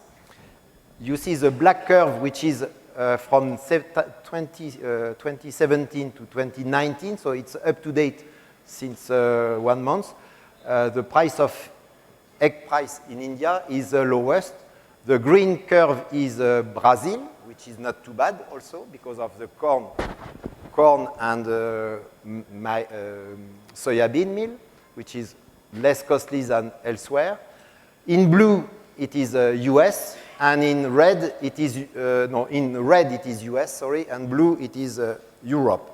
So we have the most expensive cost. So a big advantage in India is your production cost, which is one of the lowest in the world. One point, and it has been mentioned before, and I took that two weeks ago when I was in Singapore for just a trip to Asia, to Far East Asia. They said in this Straits Times journal, humanity next test is how to feed 10 billion population without ruining the planet, especially because we have too much waste, too many waste, even in India. 30% of the total food produced is wasted because we don't pay attention to the fruit, to the cereal, and we waste at every level of production. The land use and the deforestation is quite a big challenge also. The use of chemical, which is really a problem now, and the climate change. Or just to think about if you have to double the production here, you have to double also the production of broiler or eggs. You have to double the production, or a little less, but almost double the production of corn and soybean meal. How to do it? How to achieve that without ruining our country, India, or the planet, the world. So my last slides, it's just my thinking, and I check that with some of your colleagues here. Indian egg farms have to meet international standards regarding housing system, quality of feed and water, qualification of the management of the egg producer, hygienic standard to be an exporter for broilers, to be an exporter for egg. But why I put that? Because export requires that, but you must have that also for your own domestic use. And when Suresh was saying biosecurity, or the vet, the last person who was honored was saying that, it is true, you have to improve your biosecurity, and you will have a payback of less than 1 year. So it is better than invested in new cages. Think first about biosecurity. You will reduce the challenge, the sanitary problem, etc., and you can meet the international standard. So really, and we didn't share our presentation before, we have the same idea, and I think this is key. We did that in Europe, in US, and it worked very well. Brazilians are doing that, it works very well. We have more production from less. So this is very important. Second thing is, with an exception of a small number of large vertically integrated companies, most of the eggs are still produced with, I said, small farm, with less than, let's say, 1 lakh or half a lakh birds. And also still some backyard are here. We have to think about that when we have evolution. I think it is good to have small egg producers beside big integration. This is a part of the way to be efficient also. Marketing of the eggs is very important. I mentioned the kids in school to learn how to eat eggs every day. this is really the mindset of all Indians have to be changed, and I think it starts, and this is good. And then we have to think about how to meet the growing demand. My expectation, I think it is not too far from the other presentation, 100 eggs per capita will be achieved in 3 years' time. You have currently 65, and Suresh was saying 75, but I think it is for this year. So 65 was my evaluation for last year. So I think we are online, whatever the right number is, and it is difficult to evaluate the right number. But that means it is growing for you, very good, and I think it is a big chance for all the egg industry in India to continue to grow. But to meet this additional demand of 25 to 30 billion eggs per year in 3 years, egg industry has to expand by a minimum of 30%. That means right now you need to have 30% more egg farm in the country to meet the demand of tomorrow. Think about that. This is not a wrong figure. I calculate twice. It is really the... So how to do and which model you want to implement. First, which model for egg industry? You will have less land availability, so not possible to accommodate the Western model with free range and enriched cage. No need, I think, in a first step. We have in Western Europe, in US, a prohibited high cost of investment with new cages, with new housing, together with high cost of energy, and this is really a problem for you also, the energy. So, but a lot of new energy is coming, which is good, but think about investment when you are doing that, because it is really an additional cost, and this doesn't fit with your own objectives.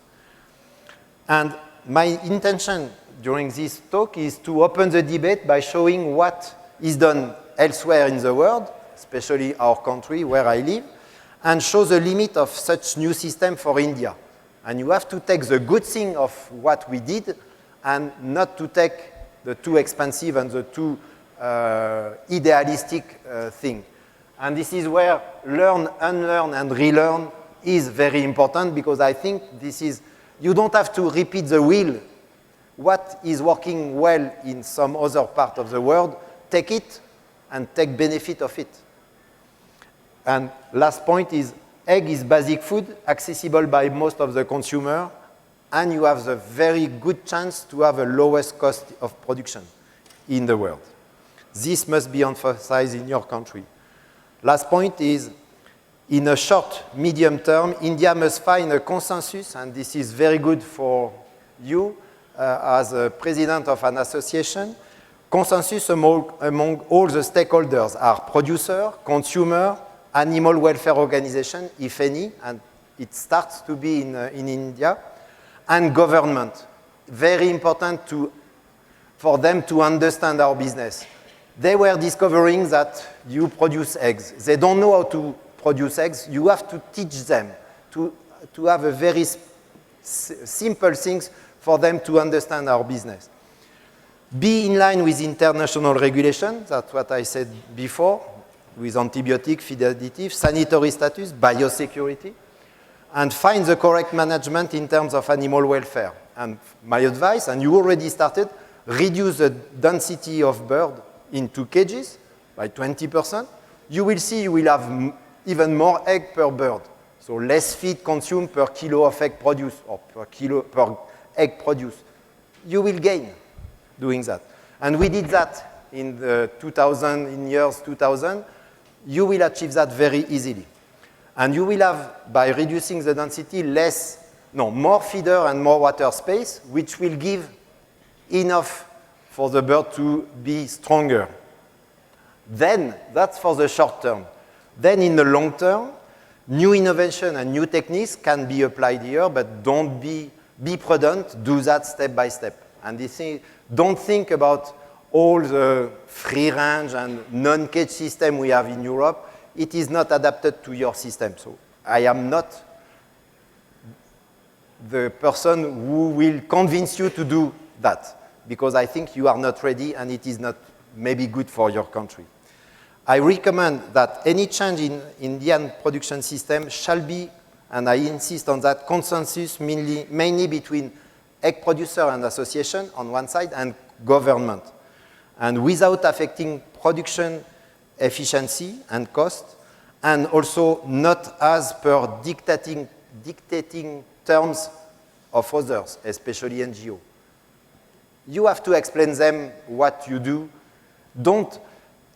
I think what we did well in Europe is we opened our barns to some person which were very, very destructing our business. If you can open a farm to a non-farmer, to a citizen, then you will see maybe there are some points to improve because it is not so easy to see birds which are not good. So if you keep in mind that if someone from, I don't know, Hyderabad or Mumbai or here, Bangalore, is going into your farm, if you have to hide something, this is not good. This is maybe because you have to make progress in this part. If the farm is presentable, that's good. That means they will understand your business and they will see the bird which are looking okay. And then you will have, it will be a convincing factor. So my conclusion is positive forecast for eggs and broilers. I mentioned mainly eggs, but the other presentation were mentioning broilers. Large worldwide difference between countries, between markets. Importance of the promotion of the eggs and the quality of the product, and food security information, also very important. Pressure from NGO and government, try to work with them rather than to fight with them. And this is what we did not well at the beginning, but we start to do it. Some NGOs are really extremist, forget them. Those who want to work with you, okay, take the advantage. They are NGOs, so they are just orientated for young persons, so they will find a way to make your own marketing if you do a good consensus with them. Cost of production is very important, and India is a very well-placed country. Lowest cost of production, high level of corn and soya production, although you can increase the yield of corn and soya, so do it, or push your government to help you. And because of the low purchase power in India, don't compare too much with developed country, because this is not really your task, I think, in a first step. And the last point is India egg industry must take its own destiny into its hand. So I cannot be more clear. That's up to you to decide, and I just give some example, experience from my French country and Europe and US. Thank you very much.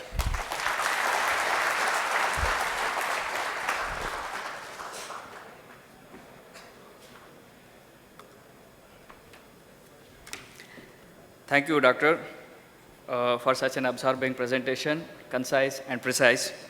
May I request Dr. Shivkumar to honor Dr. Benoit Pillay with the IVPI memento. A very compact and packed presentation.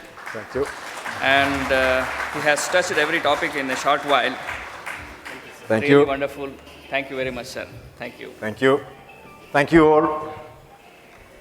At the end of this wonderful program, it's our pleasant, grateful moment to acknowledge the people who have made this program so successful. May I now call Dr. Prakash Satihal to offer the vote of thanks, and then later announce the dinner after the national anthem. Dr. Prakash, please.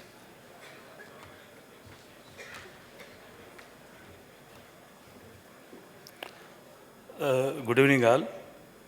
Taking this opportunity on behalf of IPA, I would like to thank our guest of honor for the day, Sri A.K.P. Chinraj, Member of Parliament from Namakkal constituency and President of Tamil Nadu Poultry Farmers Association, for being here with us and motivating all of us. Thank you very much, sir. I would like to thank Sri Suresh Chitturi, MD Srinivas Farms and Vice Chairman Internal Egg Commission, who threw light on our industry contribution and made us realize that we are significant partner of nation's progress economically. Thank you very much, sir. Production does not limit our jobs. Taking it to the market is Herculean task, and who else could have given us those inputs than Sri Abhay Hanjura, CEO Lysias, who pioneered the concept of e-commerce in chicken trade. Thank you very much, sir. Dr. Benoit Pile, Area Director from Hendrix, France, magnanimously accepted our invitation to come and deliver today's speech on path forward for the egg industry in Asia. Tremendous amount of information was shared, and I am sure we are all benefited by this information. Thank you very much, Dr. Benoit. In these changing times, putting up life's work into our poultry industry takes huge motivation and grit. Every day we need to learn, unlearn, and learn, and adjust our strategies to not only changing environment but also changing birds. I, on behalf of all of us in IUPI and who have gathered here, congratulate again and thank Dr. Puttandaya, who has put really a lifetime efforts into our industry. Thank you once again, sir. I would like to thank our President Devagowda, past presidents, Executive Committee, and as well as IUPI members for their unstinted faith and support. No program of this scale can ever be achieved without our esteemed sponsors. I hereby thank our event co-sponsors Venkab, Sriya Farms, Lifeline Tender Chicken, and USEC, whose contribution cannot be thanked only by words. Our heartfelt thanks to all of you and seek your continuous support in the future. I also thank all other sponsors who have contributed generously to make this program grand success. We need our continuous support for us to do things better each and every time. I would also thank Mr. Santosh, who is almost part of our IPI, for handling all our digital media and also print promotion job. And I would also thank the staff management of Conard for excellent hospitality. I would also thank digital media and print media for their extensive coverage, and Highways for live streaming. I can only mention the kinds of efforts put by Executive Committee to make a program like this scale successful one. I thank everyone who has worked day and night to make this event successful one. Thank you once again, everyone. Tomorrow being the Independence Day, may I request all of you to stand up for National Anthem.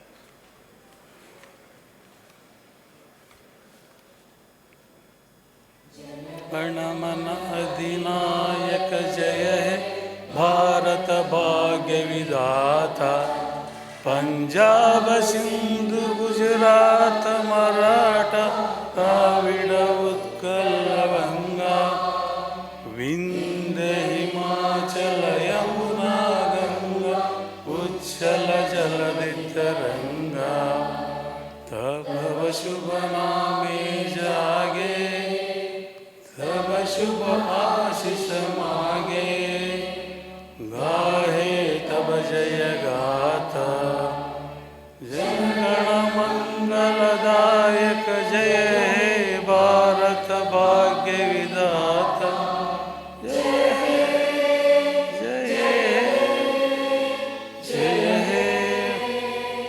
Jaya Jaya Jaya Jai Hind. Now I request all the dignitaries to proceed for cocktail and dinner. Thank you.